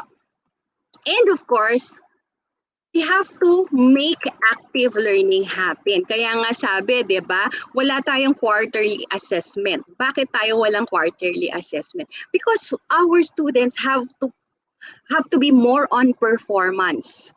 Okay? Kaya nga ngayon, uso yung development of rubrics. Okay? For us to evaluate their level of thinking and the complexity of their thinking level. So, not more on being a passive learner. Kasi ito pwede naman nilang matutunan yan just by reading, just by memorizing, remembering and understanding. But in order for them to apply, to analyze, to evaluate, and to create, you have to provide a meaningful performance task, which is of course contextualized, indigenized, and localized, and whatever is available to their home environment. Okay po? And of course, sabi nga natin, hindi kasi ito magkakaroon ng emphasis kung hindi ang ating mga teachers who are very much specialized in their subject ang nag-handle. So, I would suggest na if you are if you have teachers who are teaching a specific specialization, say for example in TVL, nasa inyo yung teacher na yon pero hindi nyo ino-offer yung specialization na yon, you can swap with whatever school na nag-offer nun and then get teachers from other school who is specialized in your offering in the TVL. Pwede naman kasi yon. Kesa naman pinatuturo natin sa ating mga teachers yung hindi nila specialized subject. Diba? Like say for example, si math kasi pwede talagang magturo ng MAPE. Pero si MAPE teacher hindi pwedeng magturo ng math because there are areas in the content and pedagogy that is specialized for those who are majored in math, So may mga areas pa rin na kaya nilang magturo, but it gives them the difficulty to learn and relearn because instead of practicing already the profession, they are again re-educating themselves for the profession. You know what I mean? So sa ating lalong-lalo na sa ating mga high school po na school leaders, if you can see that there is a misalignment of your teachers in terms of specialization, you consult the planning, you consult our CID office so that we can help you to address this particular misalignment. Okay, lalong-lalo na po sa panahon ngayon. Kasi very important na tama, appropriate ang binibigay nating mga strategies, approaches, and even resources that we develop for our learners to make really learning happen. Okay po? And of course, we innovate in terms of cognition by providing avenues for active learning to happen, okay? So, ibig sabihin, instead of you providing problems, you make problems, which is very hard for some of our students. But whatever they provide, no, at least you see the level of understanding. Instead of giving them problem situations, let them make their own problem situations, such as the example here. Sabi niya, Nancy left 9 muffins at home. Okay, so gumawa siya ng sarili niyang equation. Okay, so this goes something like that. Another example in making the cognition happen in a home learning environment, sample is find examples of shapes inside or outside your house. Draw. Yan, performance skill yan, pero math, di ba? Pero, andun na yung squares, circles, triangles, di ba? List all the geometric shapes and or concepts you see on your search. Mag-i-internet search siya. If you want, snap photos or bring your drawing supplies and sketch them. Estimate the height of your mom's favorite plant. Kung plantita si mami. Okay, si father, okay? Calculate how many hours do you sleep in minutes. Make your own multiplication table of your favorite numbers. Play games with dice or cards. What is the most number that come out? These are activities, pero bata ang gagawa. Paano sila sasagot? They can write their experience. They can give you information of how they conducted the activity. So hindi lang siya plain sinasagot ng chine-check ng teacher yung objective type na sagot. But this is how we understand how our children learn. Okay? So this is creating avenues for active learning to happen. All right, so that is structure, content, cognition. We go to character. Okay? When our focus naman po is character, okay, how can we make learning fun and futuristic in nature? So when we talk about character, we can innovate by making advocacy campaigns. In our school, yan, lalong-lalo na we make use of social media, of our Facebook. By the way po, announcement, yung pong akong Facebook na Jane Pangilinan Valencia, wag po kayong magme-message doon, na-hack po, hindi ko siya mabuksan. Okay, so wala na po yun, wag niyo po akong may-message doon, wag niyo po akong tatanungin doon, okay, wag niyo po akong i-remind doon. na-hack po siya, hindi ko na po siya mabuksan. Yan. So I made a new Facebook profile. Okay po. So you can innovate by using advocacy campaigns through social media, friendly competitions. Okay? Kasi emotions are ignited as well with rewards and recognition. So do some friendly competitions. Portfolio creativity, that is addressing or taking premium to the multiple intelligences of our students, of our learners. And of course, bring the learning online. Ako, sabi ko nga although there are studies which says there is less engagement in and attention in online distance learning, it could be effective if the teacher is effective. Okay? Ganun lang yan, parang sa face-to-face. Kung hindi effective ang teacher, kahit face-to-face, wala ding matututunan ng bata. Ganun din sa online learning. Okay? Sa modular, kung hindi magkakaroon ng follow-up si teacher, wala ding mangyayari. Okay po? Kahit meron pang tinatawag na parental support. That separates the teacher and the parent. Kasi si teacher, napag-aralan na yan sa kanyang bachelor's degree kung paano i-approach ang teaching. Si parent, hindi. Kung paano niya lang gustong ituro, doon niya ituturo kahit kilala niya ang anak niya. Iba pa rin po ang binibigay na strategy and approach ni teacher. Sabi nga ni Sir John, you cannot replace a teacher in the teaching and learning equation. Okay? So, yun po. And then, malapit na po akong matapos. Because of the approaches that I've provided to you, this calls for futuristic learning. I even made one training on this with our mathematics teachers, wherein we take consideration in terms of the continuous progress to higher levels of critical and creative thinking. We do not rest for less. Okay po? There's always a building of collaborative environment and academic freedom. Okay? Hindi natin ikakahon ang mga teachers natin dun sa kailangan lang nilang ibigay sa ating mga estudyante. Let them ignite their initiatives and innovations. So let them have what we call academic freedom. Okay?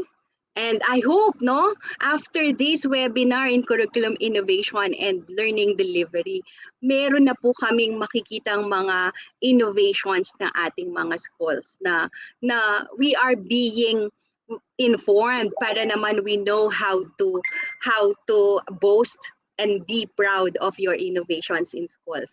Futuristic learning, sabi dito, encourages the use of modern and advanced approaches of teaching and learning.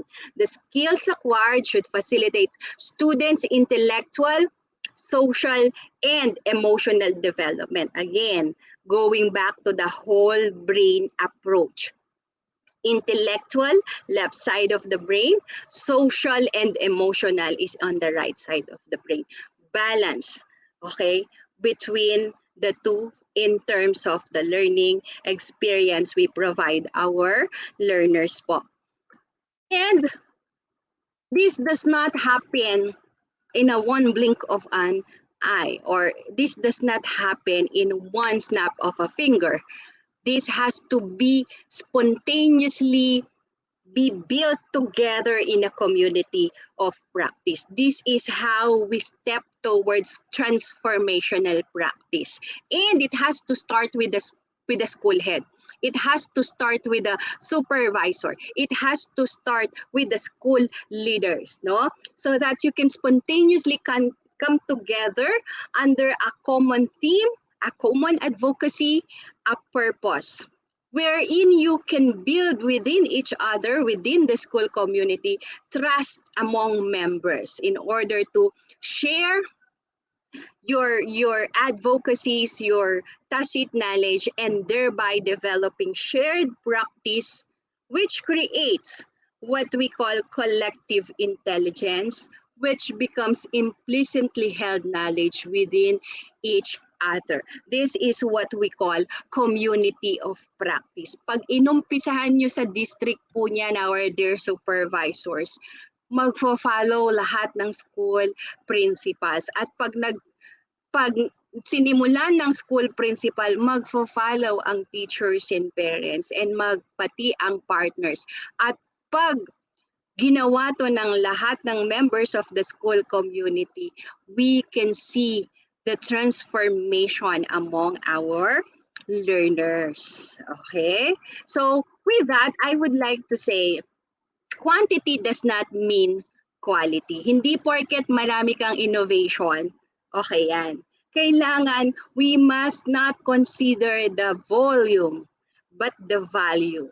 Because innovation is not counted by numbers, but by impact formed by reflections. Ano ang masasabi ng mga estudyante nyo doon sa natutunan nila? What has been created as an impact?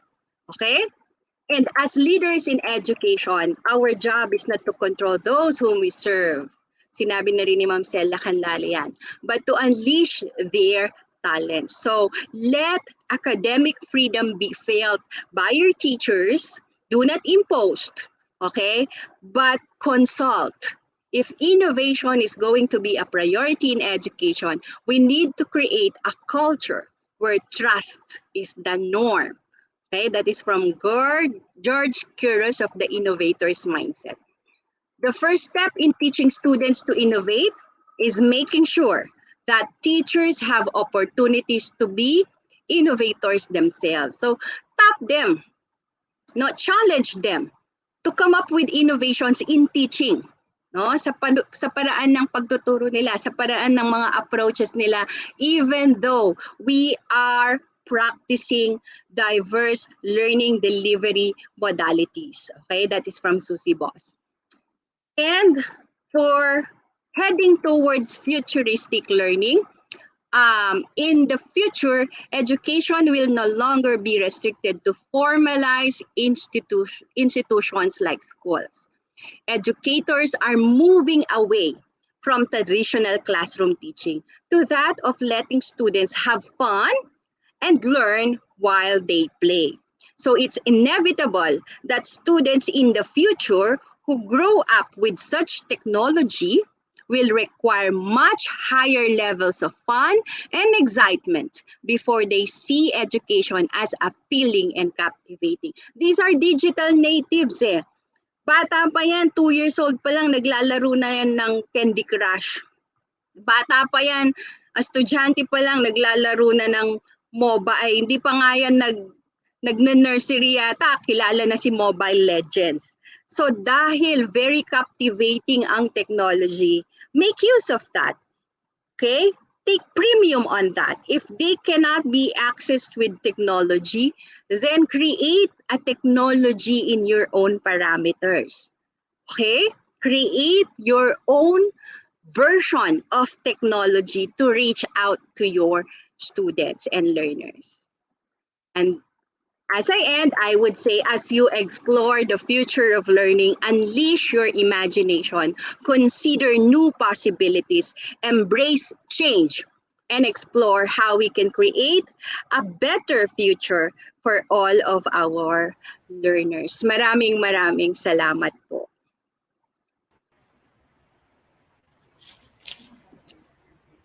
Ayan. Wow, what an exceptional discussion, Doc Jane. Wow! Exceptional talaga, Ma'am Beth. Natuto ako sa iyo. Ganon. Salamat din natutunan. Opo, when I was starting as a head teacher, isa sa mentors ko po yan, si Ma'am Beth. Thank you. Yeah. Tatandaan pa natin, no? Okay, salute to you. Indeed, no, you are a versatile resources speaker. Imagine in a short period of time, you were able to prepare your presentation, no? Talagang iba I ka. prepared my presentation at 9 o'clock this morning. Okay. Oo. Ang ganda ng presentation mo, lalo na yung problem as you start Very mind-boggling problem talaga, no? Yung math supervisor ka kasi talaga. Hindi ko nasagot yun. Huwag mong ipagsabi. Oo, Okay. hindi naman tayo live. Okay. So my takeaway in your discussion is, sabi mo nga, we have to consider psychological and mental health of all our learners. Not only the learners, no? We have to consider also the teachers, the school heads, tayo, supervisors, no? Lahat ng Oo. DepEd personnel. Kasi we are in the new normal nga eh.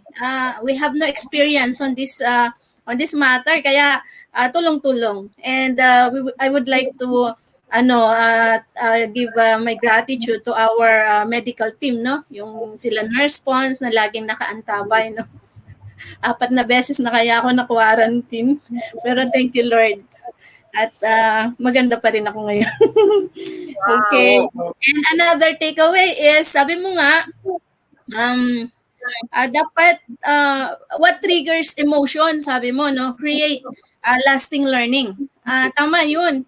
Kasi kapag hindi na-trigger yung emotion natin or our pupils, no, our learners, there's no learning talaga. Parang pasok dito, labas doon. But if there is triggering of their emotion, indeed, it lasts. At sila na mismo kasi by their yung pagkukwento, no, ikukwento nila yung napanood nila, yung naaral nila, and then it will really last. No? Ang ganda ng presentation mo, no. Thank you very much, Doc Jane. Mga taranta ko kaya kasi nakakalago. Okay. Thank you po. This is my very first time, no, to become a moderator. Sanay ako magkwatame. Sanay ako magkwatame. Ako ngayon ang ikakwatame ni Ma'am Vilma Arcilia. I would like to acknowledge her. Ma'am V, ikay katame ni our vision coordinator in APAN, no? Okay. So Siguro thank you. because you are siguro because you are part of the Kwatami, kaya you become natural, no? Ay, napakagaling mong mag-moderate. Kasi Ganon. na hinahalo ko, ginagawa mo. Thank you ulit. Talagang saludo kami kay Doc Jane, napakagaling. And you really live to the expectation of saving the last. Diba? Saving the best for last. Congratulations. Palakpakan. Okay. Thank you. Now, yung mga participants po natin, fellow PSDSS, the school heads, please post your takeaways in today's sessions sa ating chat box. Pakisulat lang kung ano po yung takeaways nyo, natutunan ninyo, 1 word, 2 words, 3 words, paragraph, kayong bahala, no? Babasahin namin mamaya. As you can see, nag-heart na ako dun sa mga nag-post ng kanilang mantra, school mantra, ng kanilang favorite Bible verses, no? Okay, review ko yan mamaya. It's 8:53. We're supposed to end at 12. I would like to take this opportunity to acknowledge, no? To acknowledge first, ulitin ko, our katame, si Ma'am Vilma Arcilia, Division Coordinator in APAN. Ma'am V, ako dati lagi magkatame ngayon at yuka ken. Thank you. Also, my fellow PSDSS, thank you for cheering up with me. Medyo, sabi ko, this is my very first time. Medyo uneasy bagya. But then, now I am enjoying I am enjoying now my being a moderator of this streamlining, no? Muna medyo uneasy lang. Pero ngayon, medyo okay na po siya. Thank you for the encouragement. Also, the school heads, thank you for active participation, no? For your active participation in this 3-day seminar. So, naka-second day na tayo ngayon. Last day na bukas. Of course, our DICT, no? Sir Johnny Viray, also known as Alden Richards. Thank you, sir. Lagi mo akong ginaguide dito. Also, Sir James Henson. And of course, yung kanilang leader, si Sir John Palyasigi. Salamat kaya kayo. Our HRDD, Sir Jason Santos, Ma'am Tin, our CID Chief, Dr. Celio Lacanlale. Ma'am, thank you for the experience and opportunity sa ating ASDSS, Ma'am Shirley, Ma'am Melissa, and of course, kaya katamo pong masanting lalaking SDS, the Dr. Engineer Edgar. Sir, maraming salamat. This is Bernabet B. Manyo, PSDS of Florida Blanca East District, signing off. Good afternoon.